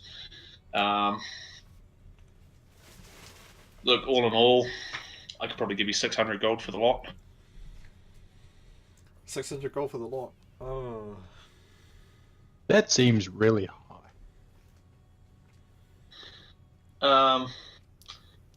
You're honest. Using traditional rules, 7 sets of 7 sets of chainmail at 75 gold apiece. The crossbows would typically be worth like 250. Maybe I did my math wrong there. Redo. I was like, Yeah. yeah, I'll take Yeah. this. No, I'll take the deal. You sound like an honest man. Uh-huh. What is the math there? Oh. Calculator.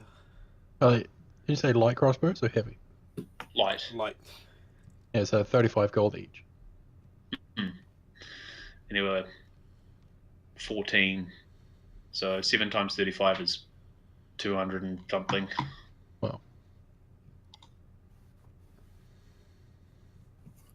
245.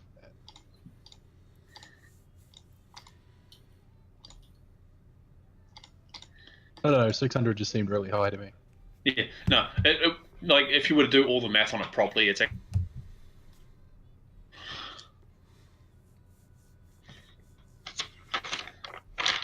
so yeah, she offers you 600. oh, the man. Yep. 600. Yeah, I'll take that as a fair trade. Side note: is this just battle loot?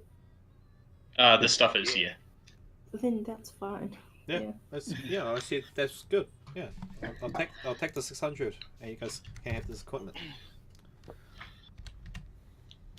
And she goes, right. Well, obviously we don't keep 600 gold pieces lying around the shop. She says, "You're heading to Redstone?" Yes, we are heading to Redstone.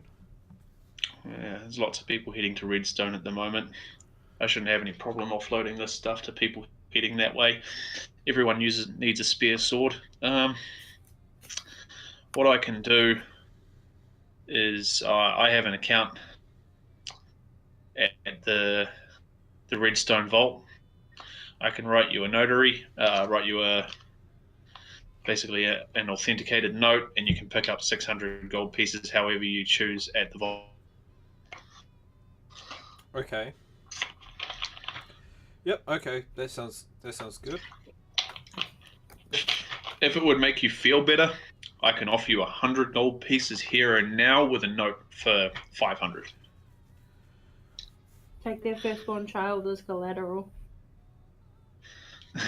Why It don't was you a just go through the joke. It law? was a joke. I'm not serious. Well, do we really need the gold now to like on our travel? Not really. You're there with Kit, so he's the only other point of reference you have for the entire transaction. Yeah, Kit. Do we really need Kit? Do we really need that money right now? As an urgency? We still have stuff. Nah. All right. Okay. I trust you. We'll take the 600 from our. We'll pick up the 600 gold pieces when we get to Redstone. We do not need to we do not need to travel with that much money in our bag, in our pockets.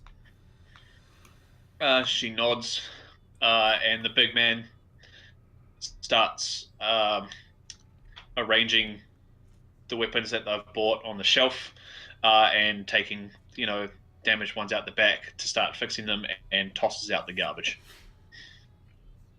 Right. Meanwhile, while she pulls out a small chest, inside which is some rich paper, which she writes out in fine hand, a payment to the holder of this note for the value of 600 gold pieces, and then she flourishes her signature on it, waves it, and hands it to you. Could you make it to the Banish Alliance, please? Not who holds this note. That's actually a And smart how idea. and how would the people at the vault know the Banished Alliance? I don't know who they are. Okay, fair enough. What about my name, Fletcher Green? Once again, the note is made out to the payment is made out to the holder. It's your responsibility now to collect it. Okay, The people that work at the holdings don't know every person on the planet. sure. Okay, I'll take the note now. Meanwhile, Axel. I almost said Helga again. Yeah. Uh, Yeah, I know. I've confused myself now. I'm sorry. while this has been going on, you've gone to the end of town. Standing outside the inn is a big man. Doesn't look as big as you. But he looks a bit rough and tumble. He's obviously had a nose that's broken several times, and he's got scars, very visible scars, and a shaved head. And he's standing sort of in front of the door, Like a bouncer? exactly like a bouncer. Okay, I'm just gonna go walk up to him and I don't know, just I'll just be like, excuse me. Hmm? No, literally, excuse me, I'm trying to enter the bar. And he looks you up and down, and he goes, "You know how to fight?" Do you want to find out? And he laughs and he goes, "I think you'll fit in." And he steps aside and lets you through the door. Yeah, Tough Guy Club. And when you enter, typically when you enter a bar, there's tables in the center and tables around the outside. There's a bar to one end, and you can see there's a couple of people serving drinks up. And there are a couple of chairs, sort of, and smaller tables around the outside. But in the center, there's actually a circular bar with seats around the outside, and on the inside is a fighting pit. Oh, sick. And set up in the very center of the pit, a spear has been driven into the ground, and there are two guys wrestling next to the spear, and punching each other and like trying to drive each other into the ground. Okay. So it's Fight Club. It's You're Fight not supposed to talk. I've walked in on Fight Club. Oh my god. Not supposed to talk about it. Okay, but you guys don't know about it, and I'm not gonna tell. I'm not. Yeah, I was gonna say I'm not in Weenie Hut Junior. I'm at Lutheran, like legitimately. Yeah. I'll just jump to Celia for a second. So Celia, you're like, everyone's going off in their own directions. And you're like, and you walk down the street and you see the dude in the tabard, and you like turn around, and you see Axel like just down the road talking to a guy, and then he goes into the building. All right. And the guy that Axel was talking to steps back in front of the door. Yep. Gonna proudly walk up to that guy. And he stands like a whole like head and a half taller than you, and he looks at you and he's like, "What do you think you're doing here?" Walking inside. That's what I'm doing. Little twig like you wouldn't last 2 seconds in here, mate. Bugger off. Line. That's the line that he uses in SpongeBob. Just gonna act all like offended. Like, no. Going in. She's gonna like. Question: if I roll for perception, because I've just walked in the door and I'm just looking around, would I be able to hear this? Because this sounds like a shitty establishment with bad doors and such. You can make a roll.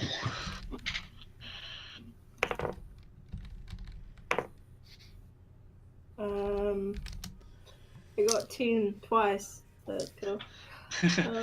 So what happens is while this conversation is in the fight, one of the guys is knocked to the ground and seems to be having trouble standing up, and everybody's whooping and cheering. Oh, yeah, the roar.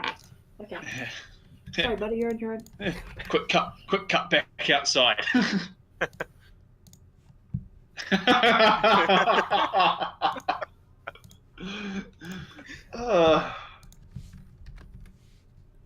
So what was Celia about to try and do? Starting to yell at the guy. He just sort of places one hand like on your shoulder and just pushes you to the ground.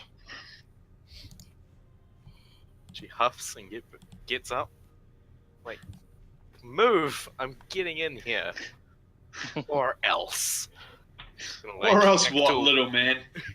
What are you gonna do? Zap me with lightning? I'll cut you. He just laughs.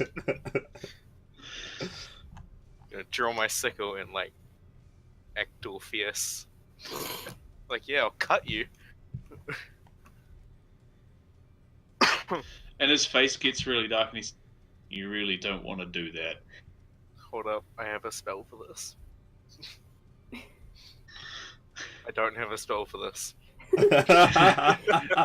Inside, the man who was knocked to the ground stands up, shakes his head, bit of blood covering one eye. He walks up to the spear, taps the top of it, and the two men run at each other and start wrestling again. Cool.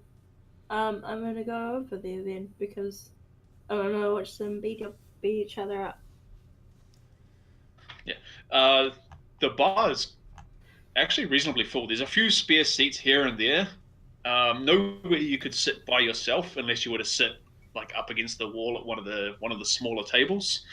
Yeah. Did you want to get a drink first? I'm gonna just like hover in the back, sort of read the room a little bit. So you glance over the room and you can see like a lot of the people here are much like yourself. They all look like they're all quite strong looking people. There's a couple of smaller guys, but you can tell by looking at them that they know some shit. There's a few women in here. You see a couple of them on the opposite wall to you. Two big orc women, just sort of pretty much doing the same thing as you, just sort of looking around the room, assessing people. Cool. Is there like two of them? There's two of them, yeah. Like One's, I mean, they're probably both taller than you. Orc. One's probably like 6'4", the other one's like 6'8". Sick. They're in chainmail. You can see they've both. One of them's got a really big great axe on her back, and the other one Which has. This is important.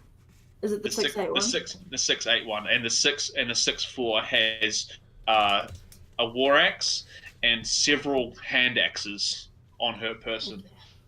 And they're just sort of standing there. They've both got the sides of their heads shaved, and the center is braided down their backs. Like, I'm sorry, I'm just imagining like it's braided into their back here or something.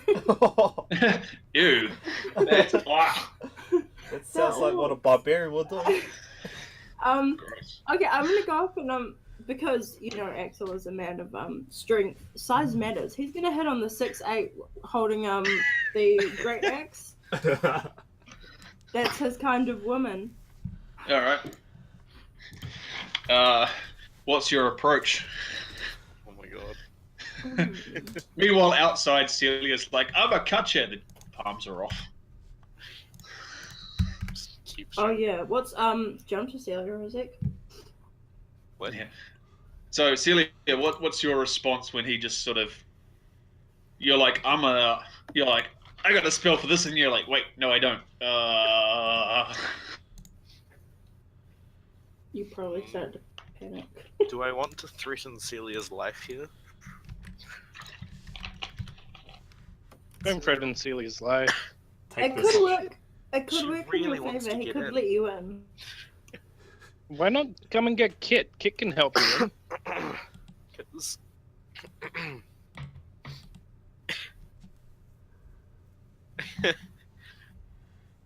because Celia can do this all on her own. Watch this. Pardon me. Alright, so she will go for the eyes. Go for the eyes, boo! Go for the eyes. Just going for the eyes. She just screams, "I'm gonna cut you," and like lunges at him. All right. Make an attack roll. Oh, this is gonna be fucking awesome. Just the to hit roll, or yeah, go. I rolled a natural 20, so fuck you. Did you actually? I did. I rolled a natural 20. All right. So roll another net 20. Roll another 20. Not. Yeah, roll another natural 20, yeah. I rolled a 19. Oh, do you do roll to confirm? Yes.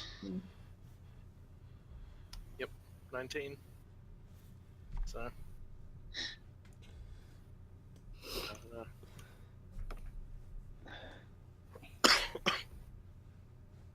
Well, you're definitely gonna hit him.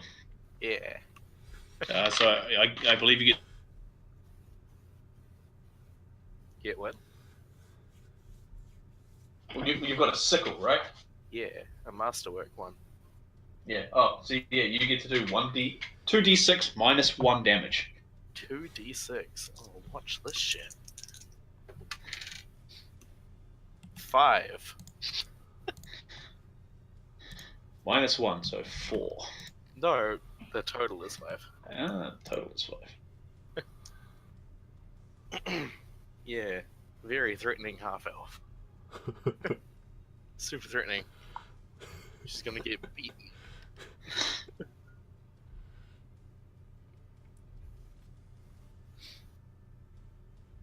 Yep. Oh, I'm just trying to.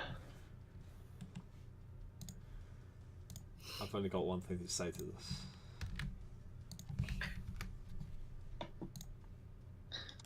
this. Like a mouse.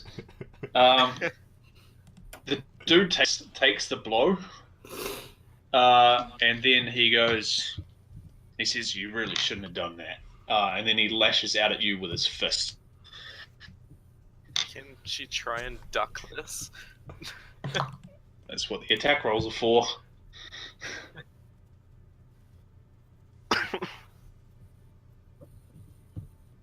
Come on.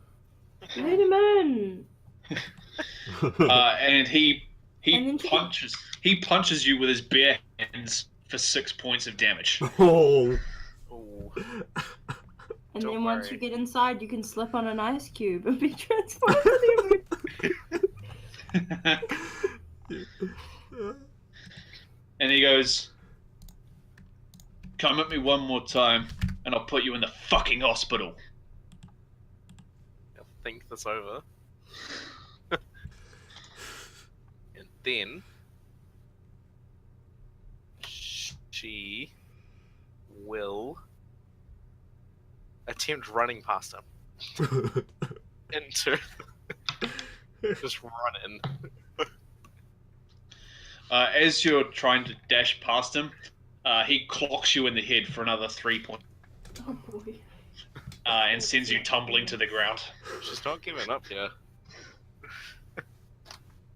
Oh my I'm sorry, I'm not very perceptive.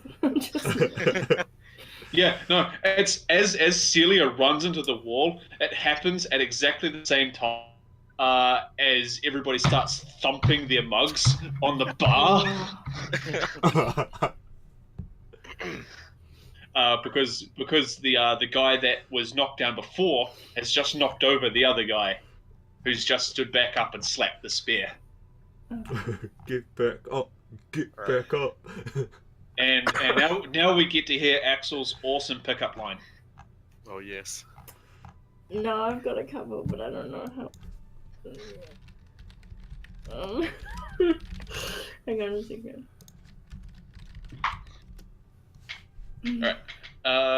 Gerald, you've made a pretty excellent craft check to get your gun to functional, although it is not 100% as it was before.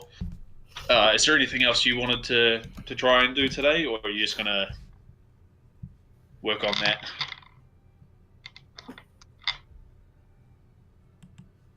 Do you want me to roll for this, or am I just dropping? Well, that depends on. It depends on whether or not I'm going to get slapped. Well, it also depends on what line you use. So, I'm going to smoothly, and when I say smoothly, I mean I'm walk like Ace Ventura and Pet Detective. Yeah, you think you're being smooth, but Oh, you know, I'm not charismatic at all, or intelligent, or wise. I'm just strong and pretty, so that's fine. So I'm gonna sort of slink over. So have you got? Are you like a Prince Charming type or Gaston type? like dickhead? Like I'm a dickhead. I'm like Gaston. Okay, you're a Gaston. Cool. But I know I am. I'm not pretending to be a good man. All right. Okay, so I'm gonna go to the edge of the table, sort of slide my hand across it, and just look into her eyes and say, "Hey, girl, are you a fighter? Because I never wanna cleave your side." Oh, that's so... Oh. my god. It took me a full 4 minutes. Yeah. I've done this one. Yes. Oh, And I'm that's gonna give so her bad. the eyebrows, the Yeah. I know the eyebrows. Make a. Make a charisma check with disadvantage. Okay, not good. Oh, that's good. So -8 is +1. -1 or -2? -1. -1. Okay. Oh, okay, I rolled 19 and 20, so I have 8. That's 18. I'm a So- smooth motherfucker. So,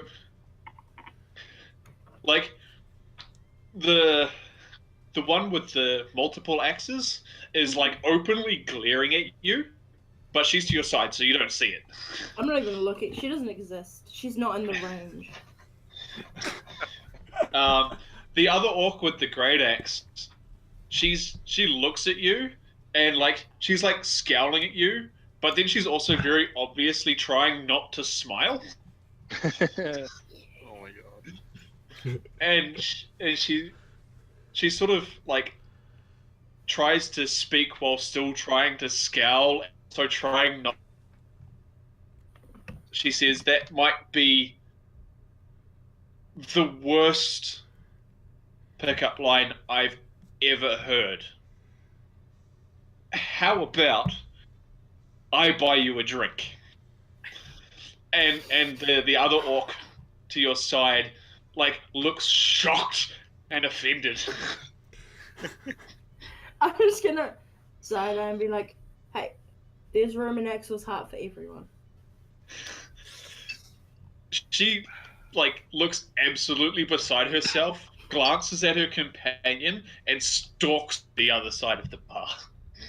So you're left alone with Great Axe. That's fine. We're gonna have a fantastic time.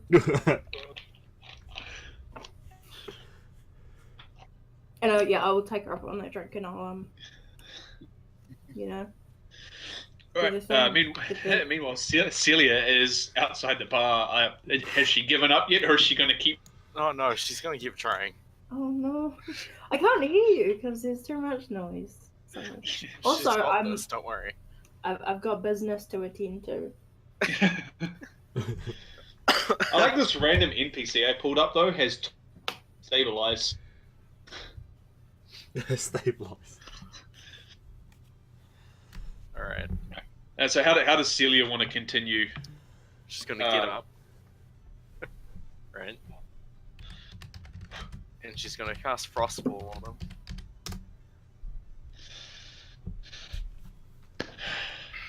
Defensively. All right. Defensively cast it. All right. Make that D20 roll. Okay. Oh no. uh, I rolled a 5. Okay, so you fail to cast the spell in the moment. His hands keep getting in the way of you trying to do the hand wavy motions that you need to do. Yeah. And he actually starts shouting, "Guards! Guards! Guards!"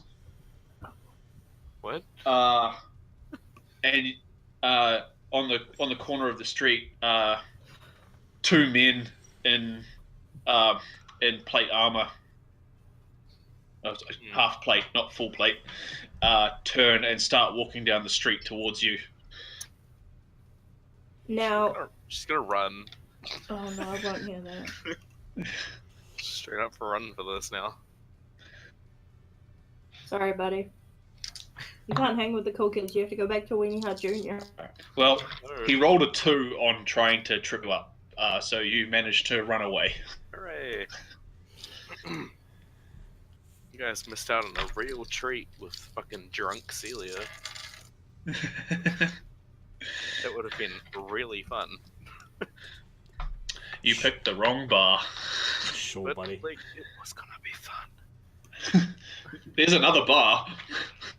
Yeah, but that one's full of boring people. Yeah, I'm sure Celia would have loved watching men punch each other, and then maybe also getting I mean, men who she are would've definitely literally twice as strong as she is. Hey, aim high. Aim high. That's why I hit on the people who are 6'8". Yeah. You can't limit drunk Celia. Can't tell her what to do. I can literally tell everybody what to do. Oh. That is literally what your whole thing is. I mean, I don't, but I can. Yes. You're outside the bar, rocks fall, and you die.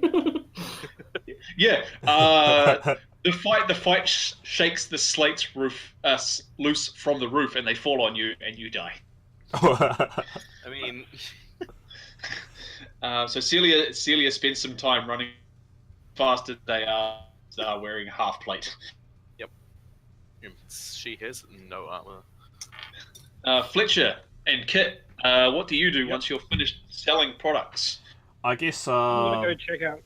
Try and find where the other two are.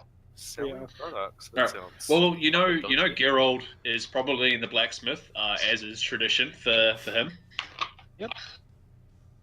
You I'd say have it's my second home, but I more or less live there. Okay.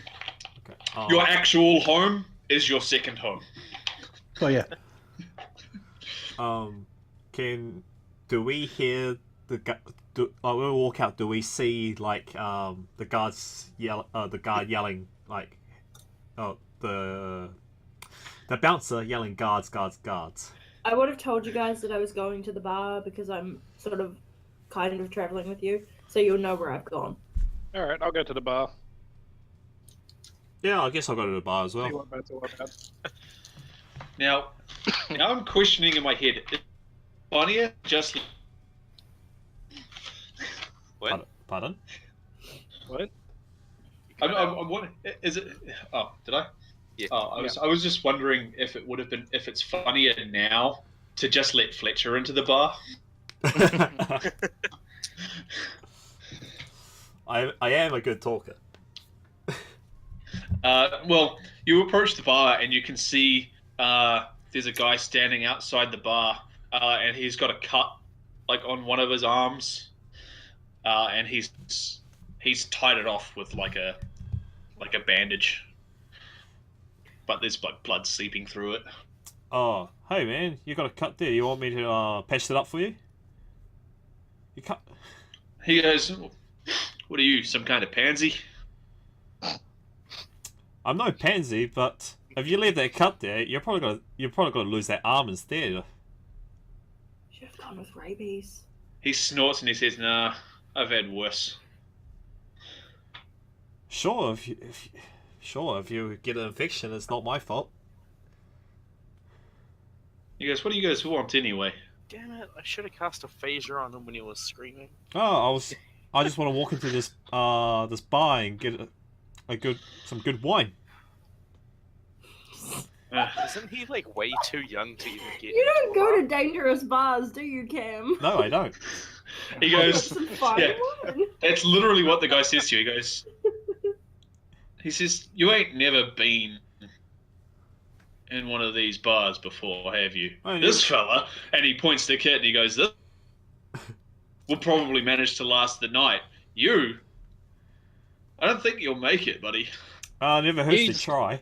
Again, He's here to isn't bet on Fletcher, me. Like 16. He is here to place bets on me.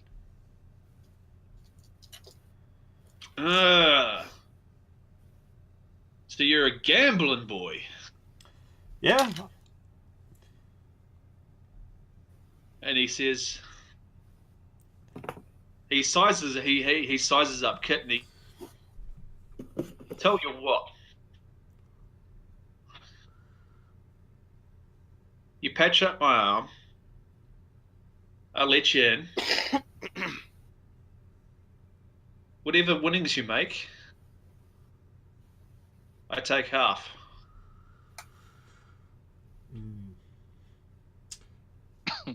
Supposing you win anything. Supposedly, if I win anything. How about 30 if I win anything? 30% of what I win. And he looks like he's thinking really, really hard. Like he's trying to figure out how much 30% would be. You're And not- he says, "How about for every gold you make, I'll take a silver." Sure. That sounds like a deal. There he goes, "All right, in you go. Alright, so I'm gonna. Good luck." I'll He cast. says, "Good luck," and he slaps you on the back and you tumble. Ah! I haven't even healed his arm yet, so fuck. I just assume you did that. Yeah, I'll do that. Yeah.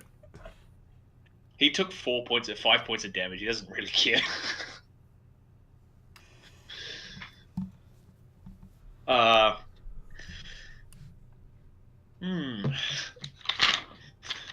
That's how you get into a pub. That's how you get in a bar. Good work. All right. So as you guys enter the bar, you have a quick look around, and you see two guys fighting in a dirt pit in the center. What? Set the scene. Can I be making out with that orc? Except because I'm 5'8" and she's like 6'8", can I be sitting in her lap? Yes. Well, the two of you, you're not making out, but she's standing like really, really, really close to you, and she's got one arm draped over your shoulder, and she's got a drink in the other hand. Hello. I'm the little spoon. Oh yeah. And you see, this is just as the fight is culminating. These two guys, they're both bloodied and beaten. And one of them delivers a really solid right hook to the jaw of the other one, and he just collapses. And the crowd just cheers as the match is over.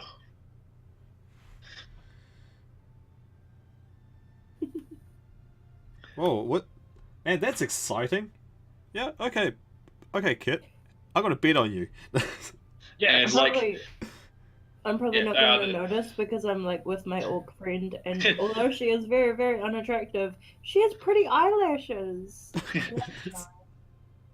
yeah, she's got that, like, she's covered in scars, and she's got like the jutting orc teeth, but like she has these incredibly like big eyes, and like they're just like pools of black. I And see they, like, myself Yeah, in they you now and later. and they like twinkle in the firelight.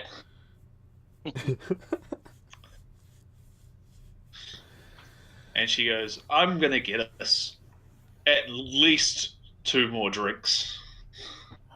Awesome. I never thought I'd be freeloading. This is great. I guess while she's doing that, I'll turn around and notice the other guys and give them a little wave. Not like a "Hey, come over here" wave, but like a "Hey, I'm really busy, but I acknowledge you" wave. And a old man, he's probably barely over 5 feet tall. He's only wearing pants. Climbs over the ring bar into the dirt pit, and announces the victor. And you can see as he holds up the other guy that he's just got, that corded muscle. Like, he's not big, but you can tell that he's got some real strength in him. And he announces the winner, and a couple of other big guys come and drag out the guy that's unconscious. And he says, because it's now getting on, he says, "We got time for one more fight." And I'll put my hand up. I shall fight. he says, "You ever done this before?" No. I'm placing 50 bets on this guy. 50 gold on this guy. Well, I just found a NPC called a Tavern Champion. Nice. I'm gonna beat the crap out of him. Oh no. Oh wait, I'm guessing because I'm near the cage, I can see these 2 idiots walking up, and he's like, "I'm gonna fight," and I'm like, "Oh no, oh no." I'm just gonna be like, "Hold on a second, Toots. Wait here. I have something to deal with." And I'm gonna go walk up to them and just be like, "What the hell are you 2 doing?" Is this I'm like the fighting. bit where she comes back with the drinks and you're not at the table? No, I'm sure she would have just come back, and I'll be like, "Give me a second, Toots. Business." And I'll just literally be like, "What are you 2 idiots doing? This is professional cage fighting. And by I will professional, I fight. mean there are no rules, and you will die." Oh, even I will better. fight. I'm betting 50 gold pieces on Kit. And the old man appears next to you, and he says, "No, we got rules here. Fight is rules? fight is a fight in these parts to risk losing them in a cage match. Oh, The no rules death. the rules are simple. No weapons. Oh, Unarmed that strikes is fine. only." And he looks at you and he goes, "And that means no biting." Ah, What about claws? can I claw to death? Wrecked. It's first person to be knocked unconscious or knocked to the ground 3 times loses. Okay. When you fall over, you stand back up, you touch the spear, the fight starts again. Sounds fair. He goes, "All right, bring out Gorga," and the crowd cheers. And this big ass orc comes out. He's huge. He's probably a little over 7 feet tall, and he's probably a bit wider than Kit is. Oh my goodness, you're gonna get your ass beat, and you, looking at Cameron, you are gonna go broke. Let's do this thing. I'll be And at the table. I, if you I need find the me. person who's making the bets and I give him 50 on Kit. And he goes, all right. He takes a look at Kit and he goes,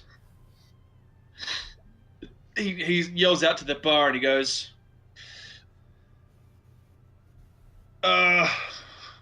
odds 2-1 Grogar, 5-1 you guy. Yes. Yes, 50 go 50 gold. I believe in Kit. I'm betting 50 on him. And he takes your 50 gold pieces, and quite a few other people come up and start placing bets. You know what? I'm gonna put 5 down purely because I think it's funny. Five gold. Yeah, down on Kit. All right. Let's Because do either I'm this. gonna laugh because he gets knocked out, or I'm gonna get some money. Sweet. All right. So, because I don't want to do a full fight, Yep. I'm gonna have Tazzy roll 3d20. Yep. Add your strength and give me your numbers. Okay.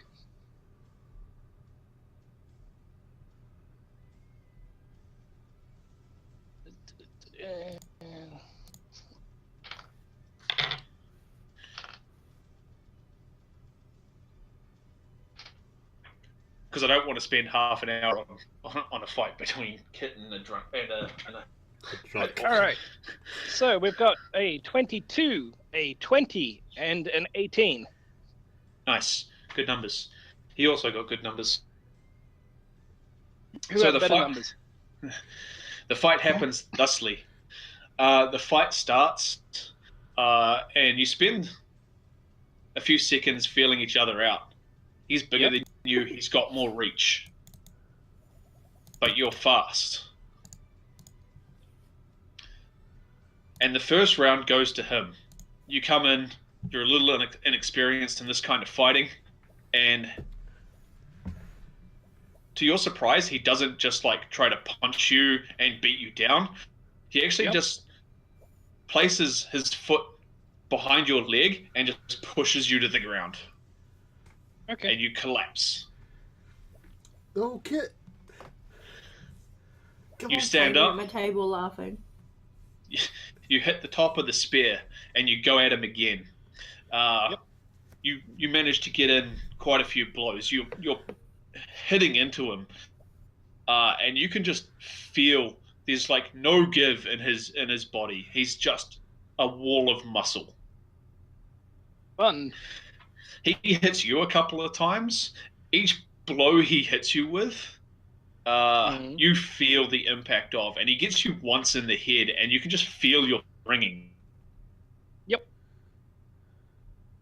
But you manage to get into a position where he's just hit you, and you stumble just into a position where you full body tackle him, and he hits the ground. Cool. Yeah, Kit. One more. He stands up, palms the top of the axe, and charges at you, immediately knocking you to the ground again. You don't Mm-hmm. get a chance to fight back at all on that one. But you stand up, hit the spear, and you try to do the same thing to him, and you get a bit of backwards going on. And you manage to you catch him, a solid hit right in the jaw, Mm-hmm. and he goes down to a knee. And you hit him once again, sort of in the kidney region, and he goes down onto his hands and knees. Yes. Oh, yeah. He stands up. He looks pretty angry now. And he gets up and he slaps the top of the spear so hard that it actually snaps. He mad. And he stands there and he does like a come at me gesture. I will charge. And you go rushing in, and the two of you are just, there's no guard. You don't bother blocking anymore. You're just hitting each other. Yeah. And what happens is you go in, you see an opening, and you go to take it, like a full opening, and you go to take it, but it was a feint. And he quickly steps, and he just catches you right in the side of the head with a blow. And then another blow comes up into your abdomen, and then another down onto your back, and then another big two-handed blow to the back of your head, and you just face into the dirt on the ground. Ow. No. Probably Does as that mean the I like lost? whole crowd cheers, I'm just gonna let out a massive sigh of annoyance, realizing that he probably can't be carried back by one person alone, and I now have to dip out on my very nice date to help the idiots that I just babysat. That's right. God's Grogar raises his hands in victory, and the old man comes out. And the crowd is just going, well, there's a whole bunch of people that just want some money because he's a safe bet, at least for them. How much did I lose by? I'm gonna come up Not to much. Cage by Oh, I can I can heal Kit back up. No. And Grogar reaches down and puts a hand out to Kit, Yep. and you reach up and you do the whole wrist grab thing, and he pulls you up and he slaps you on the back and he goes, "I need a drink." And he starts Good one. like leading you towards the bar.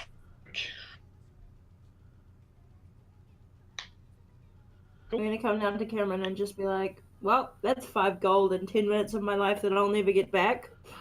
That's 50 gold that I never get back too. But it was a Good good job, fight. It was an awesome fight. Did you tell me about the thing that with the guy at the door? Would you have? No, I want to tell you anything about it. That's unfortunate. So, Fletcher and Axel, you see Grogar, he's talking to Kit, and Kit sort of turns and points at you, and he starts waving you over as well. Alright. Meanwhile, my girlfriend's probably looking at me longingly, and I'm like, no, babe, I have business.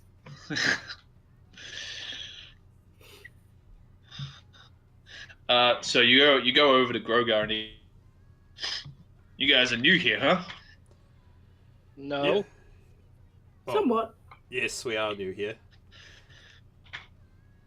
You know, there aren't many people that don't bet on me, including me. And That was a fun fight. he flicks 5 gold back at Axel, and he throws the pouch that Fletcher bet back at him, and he goes, "Think nothing of it. That was the best fight I've had in months." It was fun. We should do it again. Mate, you guys And are he, going he laughs and he says, "Yeah." That was a spectacular fight. Honestly, I never thought Kit will actually lose, but Good form. you two were having the best. It was the most thrilling fight I've ever seen. It was good fun. We should definitely do it again. And the rest of the night passes as such. Axel takes his lady friend Great Axe. She takes Is him that back her to her name? room. Is her name literally Great Axe? I can't think of a good orc lady name. And honestly, does Axel care? No. So Great Axe takes Axel back to her room.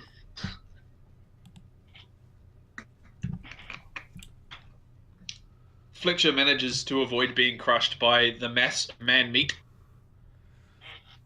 Yeah.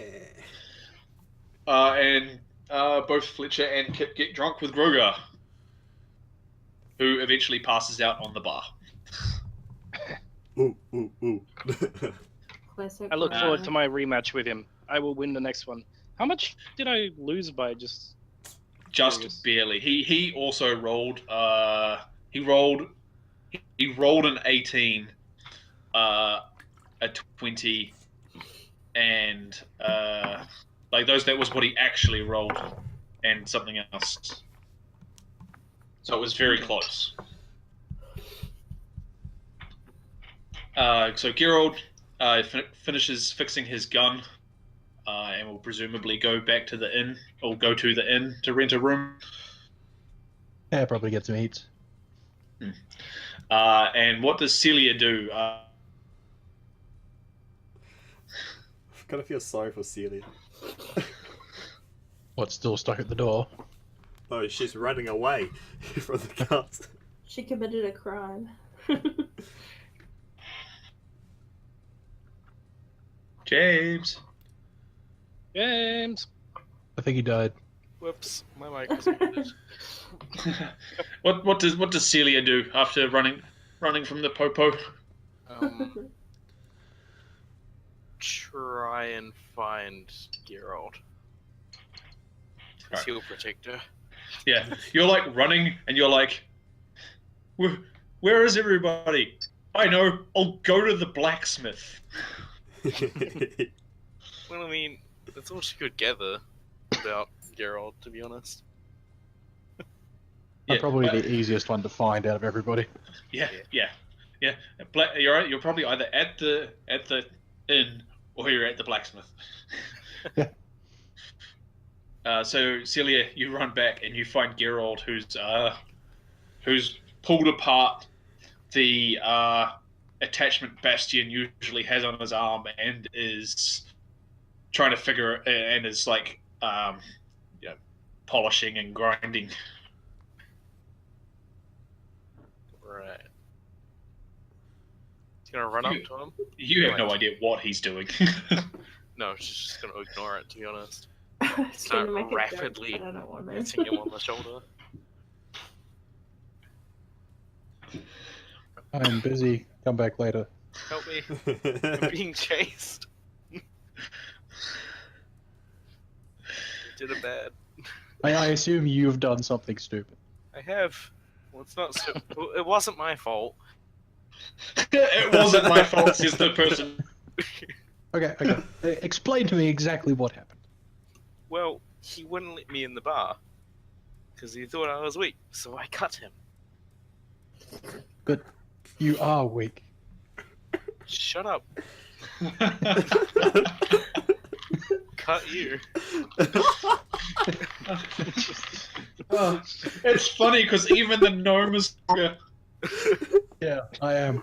No, that's why I'm just like. I don't know what happened to the thing. I'm just like, try it and see what happens.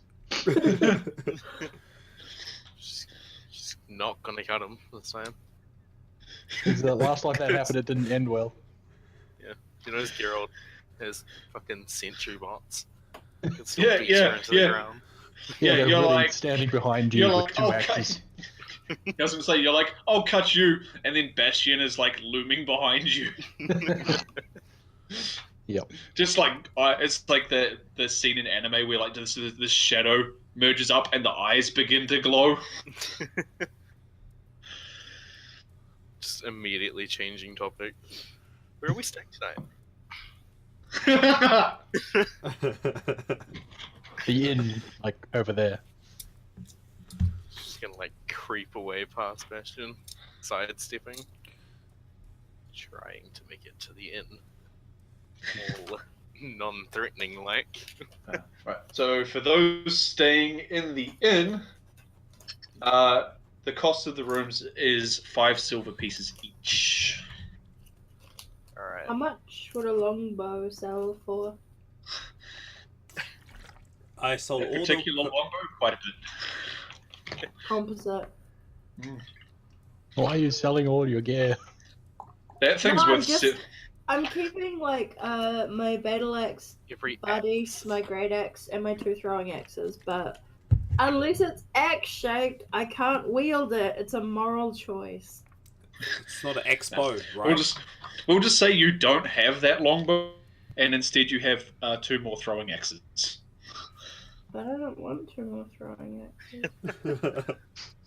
There's so many. Actually, you know what? No. Legitimately, I'm gonna have 4 throwing axes on my belt. I'm gonna look ridiculous. You've got a throwing axe bandolier. Like, That's kinda cool. like, you know how they have, like, the gun bullet, like, holsters? Mine's just full of throwing axes. The shotgun. Yeah, the shotgun. Yeah, like the shotgun bullet Yeah. rounds, like, strapped in the Yeah. chest. Yeah, A bandolier. Oh, is that what it's called? Oh, Yeah, that's what they're called. The more you know.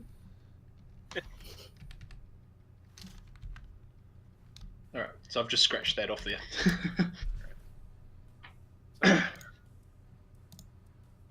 So, all in all, the guild will be down 2 gold pieces to pay for the rooms. That's fine. I mean, that comes with breakfast, so That's good. You like breakfast? Yeah, that's the one I just found. It was also- perfect. Quick draws are bow feet, right? quick draw is Or is it you just can draw draw weapons as swift actions Movement? rather than instead of move. Oh, okay. So it's like sort of like a free action. Yeah.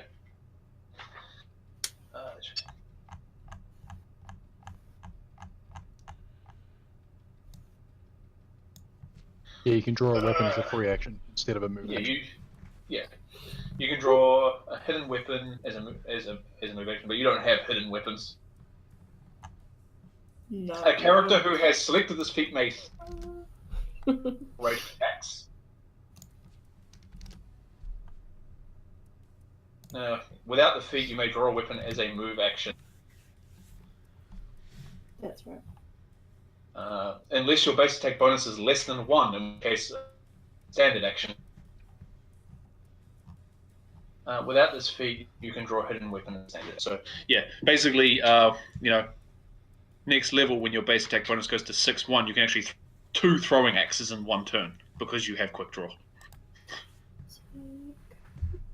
And also it means you can go, I'm fighting with my battle axe and my sword and my battle axe and my shield, and you can go, and now I'm using this Bardiche because I want.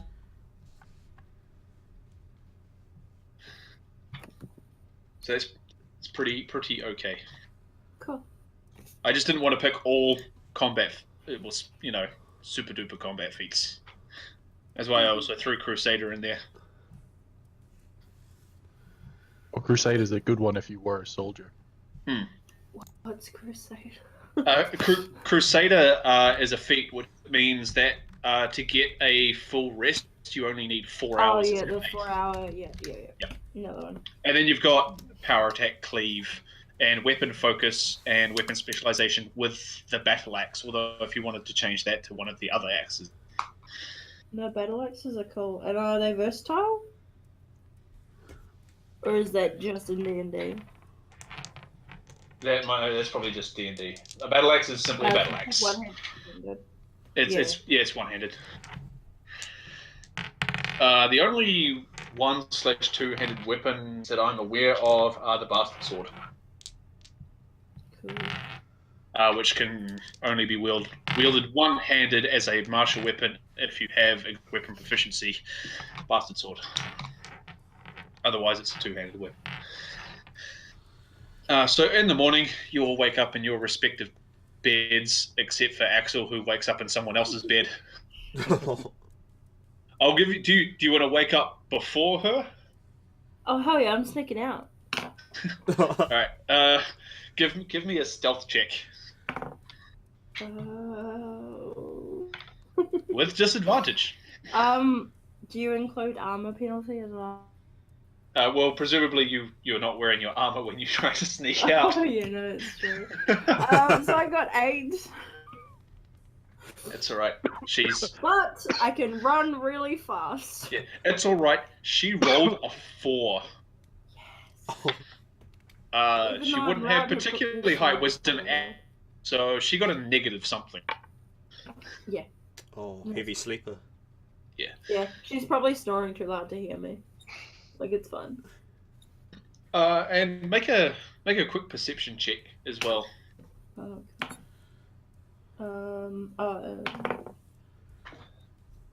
Is it 11? 11. All right. No, that's all right.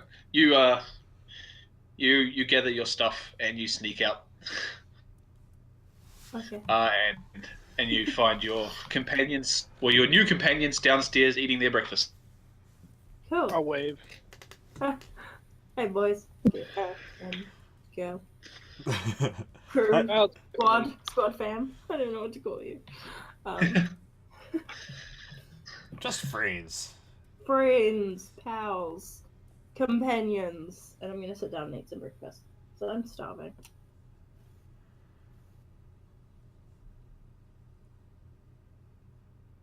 All right, so everyone has their breakfast.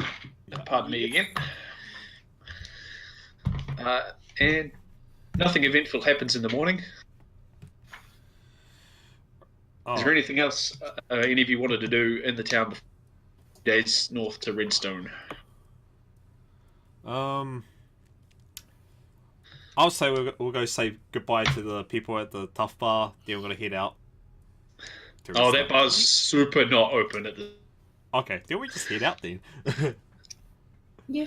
Yeah, just head out. The We'll be sooner back. the better. We'll be back. Why? Why the sooner the better, Axel? No reason. You know, just really eager to get to Redstone as soon as possible. Now. I like your Let's spirit. go now. I like your spirit. Let's go. I'm just committed, dedicated to the cause. You know, I'm a dedicated guy. I'm just like, well, Does cart's Axel loaded. like when she says I'm a dedicated guy? Would be like, well, He's I like, suppose you wouldn't, but Celia's. he's looking up at the stairs, like probably gonna like wake up and come down soon. He's like, I'm really dedicated. Like, look, we should go soon. Now, please, God, let's go. I'm just like, yeah, the horses are the horses hitched up and the cart's loaded. Thank God. Go after Alright. All right, and you make your way north.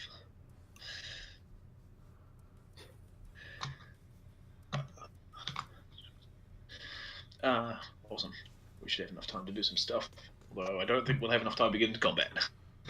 Probably not. Probably not. Look at That's Indy.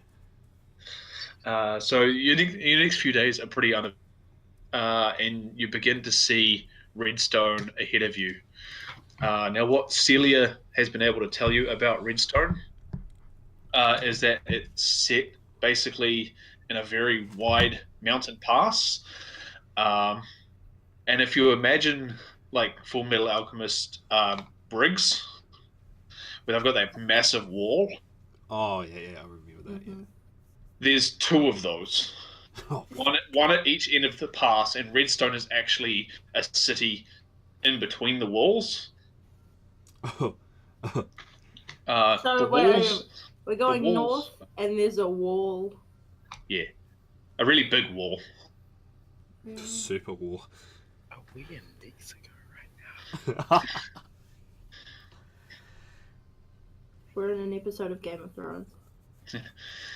So there's walls at each end of the pass, and in the center is Redstone itself. Down the center strip, is where is basically empty. It's a straight pass if you want to go straight through.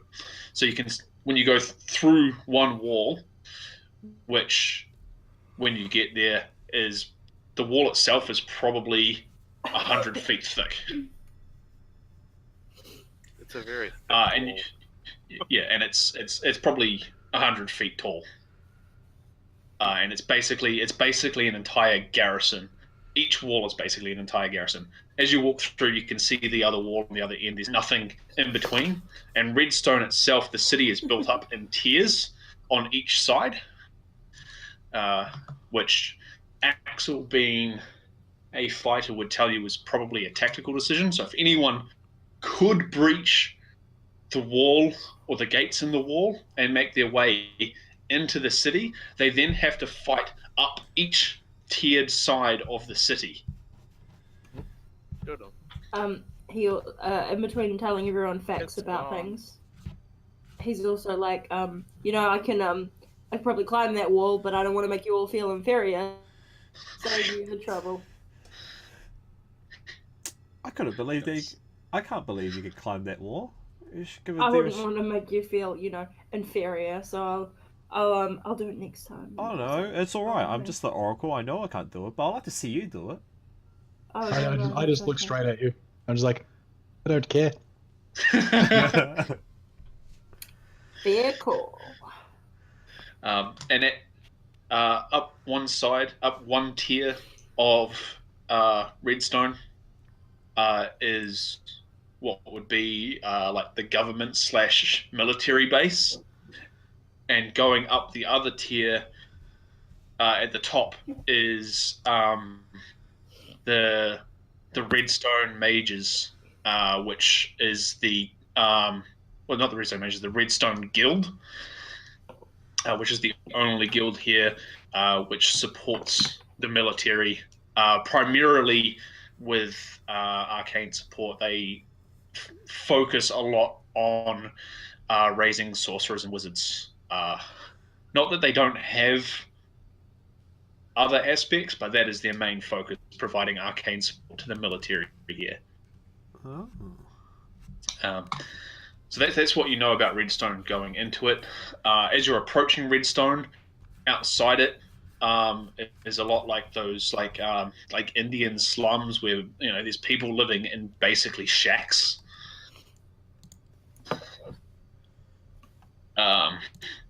Because they can't afford to live in Redstone.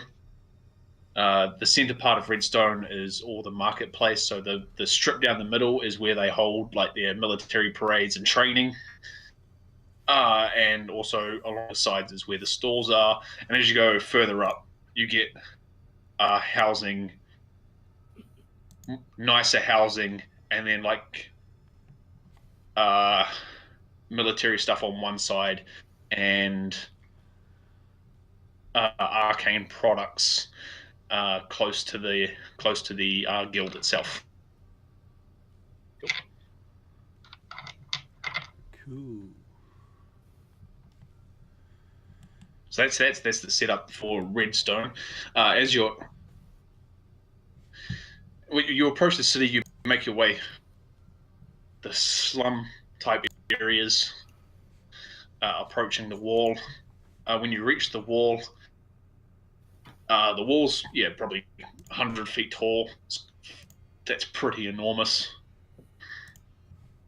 And there's a steel gate that's probably 30 feet tall, probably 20 feet wide in front of you, with probably 20 guards standing out the front of it. That's a lot of guards. Ooh. Now, how are we supposed to find our enterprising friend? Yeah, I got this note, and it just, I think we're supposed to meet him here, but not, I think away from guards.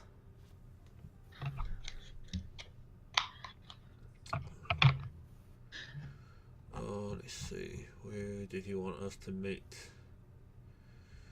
His note just said, "Meet me in Red," and like something like, "It'll be worth your while." Oh, cool. That's really specific and not vague at all. And it also wasn't signed by names. Yeah. We're sort of guessing at this point. So we're just gonna start stopping random people. I Oh, we know who we're looking for. Yeah, we know who we're looking for, and if he was looking, like, he'll be looking for us every day. So we should cause a scene. no, That's what you're saying. no. He'll You Yes. need to look at if you're noisy. Yeah, entering Redstone itself, not much of an issue. You approach the gate. A guy asks you. He says, why are you here? He's not really wearing armor. He looks more like a. He's definitely military, and he has the bearing of a military man. Like he's had training, but there's a bunch of guards here with him, so he's an officer. Yeah. I probably have a guild charter form thing to say that we're from a guild. And he goes, all right. Banished Alliance. All right. And what's your purpose? Oh yeah, Gary, you can take this. This is your department, Fletcher. Oh, okay. I was gonna step forward and be like, We're here to on guild business. We were on a quest. We were sent request to come here to solve. Yeah, an all right. How long are you planning to stay in Redstone? issue. The adventure probably will take around about, I'll say a rough guess, probably a month or two. He sort of nods and he goes, "It's in the cart." Just our rations, our weapons, and and just us. He looks behind him, points at two of the guards, and they come up to the cart and they start poking things around. And he looks at Bastion. And do you have Woody or Elroy deployed at this stage?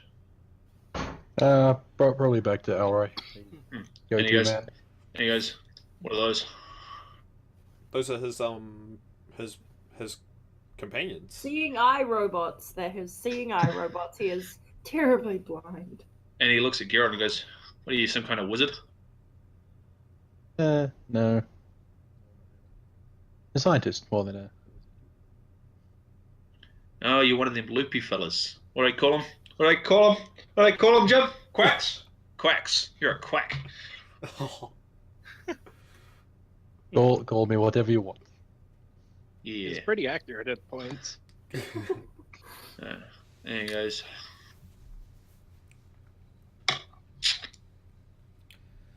"What about you?" And he points at Sierra and he goes, "What are you? What are you supposed to be?" I'm me. Fuck you. I feel like I've seen you before. Do I know you? Probably. Maybe. Yes. Only people I know are troublemakers. You a troublemaker? The guild might say I am, but I'm not. Yeah. Just wasn't You good at. associate them with them weirdo wizards up in the guild, eh? I mean, I was forced to be, so. I don't cause any trouble, not while I'm on watch. And he looks at Axel and he just sort of nods. Weapon. Yeah, sorry, I'm here. Yeah. He's like, "You're a soldier." I am. Some call me Axel.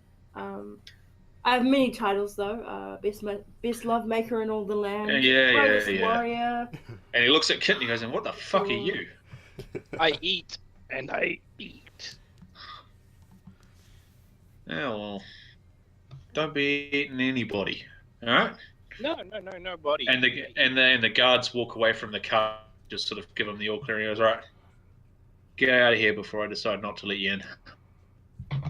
Right. Why would you not let us in? Did you not hear me? Ignore our friend. Okay, He's I fine. just drag We're him and we fine. just put him to the horse and just get out of here. Yeah. It's gonna like mildly forcefully push you back to the car. And as you're entering the city, a young girl, probably 9 or 10, scraggly hair. Damn it.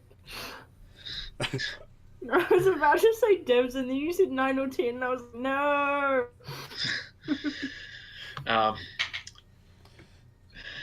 She walks up to she actually walks up to Geralt because he's probably the least intimidating one of everybody. Oh He's yeah. got cool stuff. Yeah. And she's like, "Are you Fletcher?" No. I That's started laughing at my behind him. No, I'm Fletcher. Oh, He's Geralt. she turns and she looks at you and she goes, "A man told me to give you this." And she hands you a piece of paper. All right. And you open it up. And it says, "Meet me at the Red Moon." Gilga's Red Moon. Okay. Do you know where? Oh wait, no, she's gone. No, she's standing there. Oh, okay. She's definitely still standing there. She says, "He said you'd pay me." Yeah, go on, pay the girl. Did he say with what? Money. Okay, here's a gold piece.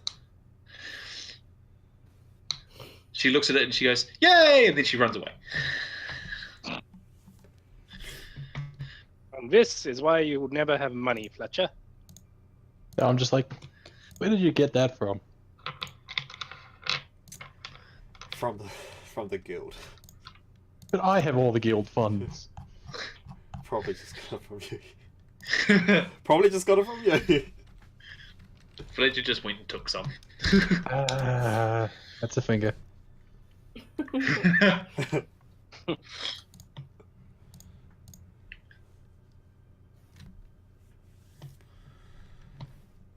I was writing notes down. That's right. Good. -1. What was it? Venture stuff. Give me just note. And meet him at the Red Moon.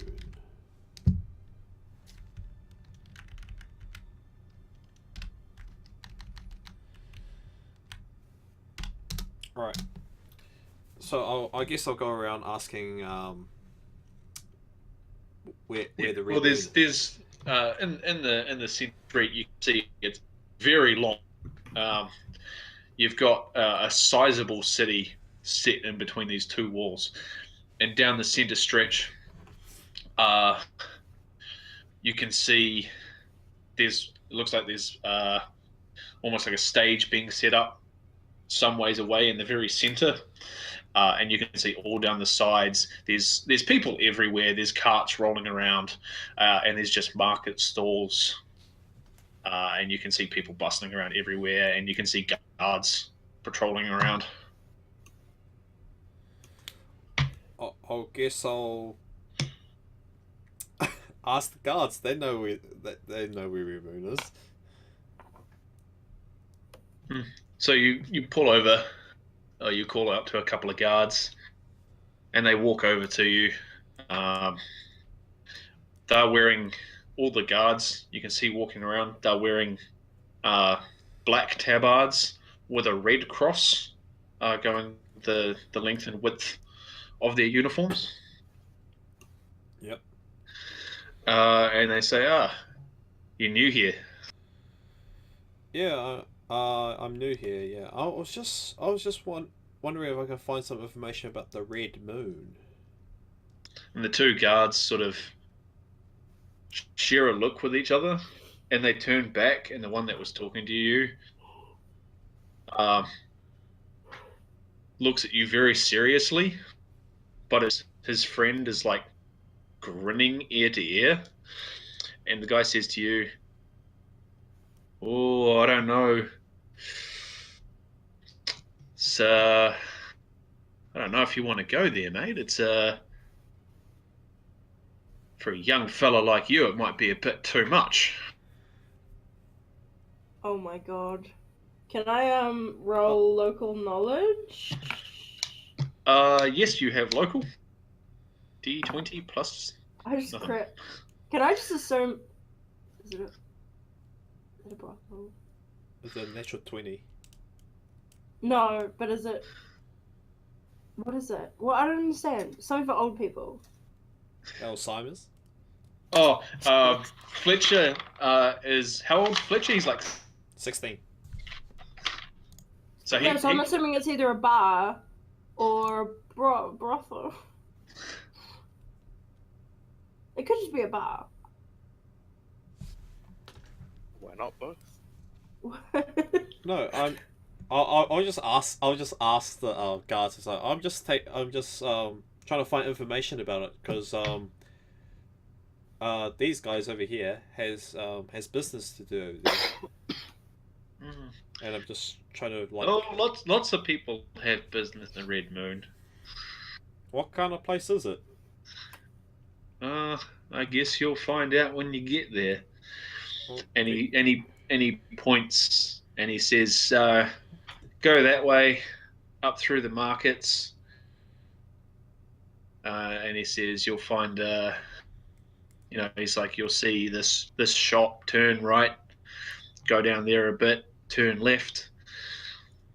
And he says, "And there's a big building."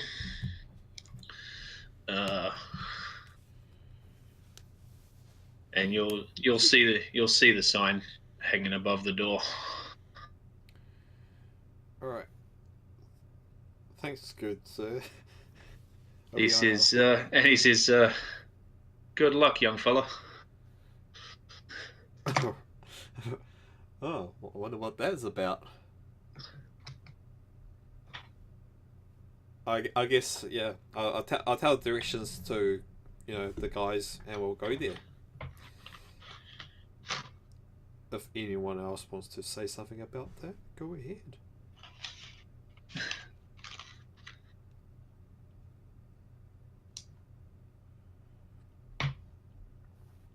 Cool. No takers? Okay. I got nothing. Are we just going there? Can we go there? So you make your way through the streets. I might save the whole Red Moon for next session because it's nearly midnight. Yeah. And it'll probably take a while to get through. But you follow the guy's directions, and there's a white painted sign with a red circle on it. And it's a plain looking building. Beneath the sign is a door that's also been painted red, and you can just sort of hear faint noises from inside. And that is where we'll end this session. That is a brothel. Jesus. Next session Cool. we do Cool. the Red Moon and possibly some combat. That works on so many different levels because moon, but like so many different levels. Bloody butt. And I'm going to give everybody 500 experience. Yay! Which will put Axel at 16,650. Sorry, 16,650. How much would I be at? Kit and Celia are at 16,400. 16 what? Sorry, you cut out. 16,400. Alright.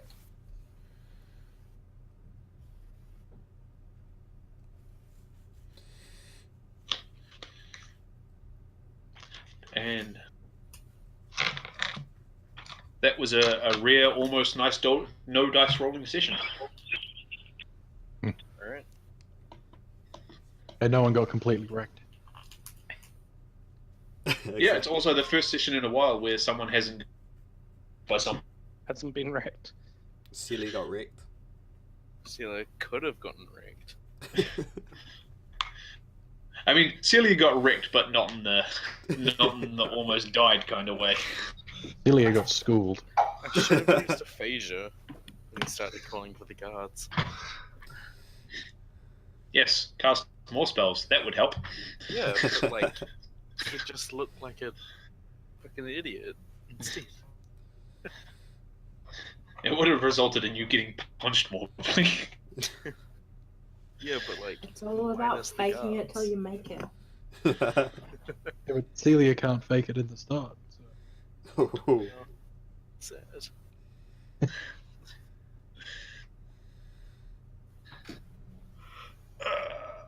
Alright. But that was pretty good. I had fun. Yeah, it was really good fun. I mean, are we doing MVP this session? Yes, absolutely. I will. Okay, so Angela, everybody gets. Just send it to me through private message. Oh, I was going to say, while I was fixing, I completely forgot about it. Actually. While I was fixing Bastion's gun, You Right. would have gone through his equipment. and checked that pouch. Yeah. Yeah, you definitely That's check all that just- pouch. You get So nothing. MVP The whistle. MVP is just vote for. It doesn't. Yeah, it doesn't have to be specifically for doing an awesome thing in combat. It can be for whatever reason. Whatever you want to give MVP for is up to you. Cool. I have voted for National. Labour. All right. Just kidding. I'll stab myself in the face. I've got 3 different votes so far. Damn. Waiting for 2.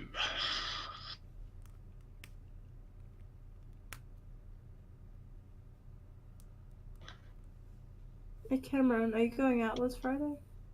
This Friday, Yeah. I'm busy. Why? Still making costume. Oh, I'm not on costume making. I made my costume. I'm done.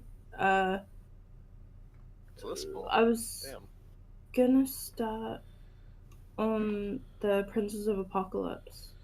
Oh, you want to start this week? Well, MVP goes to the new kid, Axel. Oh, what? Congrats. Yay! Yay! I never So win anything. It's the joys Uh, of doing funny shit. yeah, next session you get +1 advantage dice. Yay! Yeah. Good. Last thing I won was I got a certificate in high school when I was 14 because it was my birthday. Woo! Hooray. They were like, "Happy birthday! You're older now," and I was like, "This is nice. Is this what success feels like?" They gave you a piece of paper saying you're older. Yeah. I never understood why our high school did that. Like every year, they just gave people certificates for being older. It's a very unusual thing to do. It is weird. I don't know. Most people call them birthday cards. But Yeah, no, but it's like a school certificate, like congratulations, and then your name, happy birthday, and the principal signs it and dates it. It's just a certificate. Alright, I'm gonna go. Okay. Bye bye. Right. And bye bye. Thanks, James. like, I'm also gonna go. I'm heading to Uluru tomorrow at 6. So All right. All right, have fun. Good night. good night. Bye. Bye.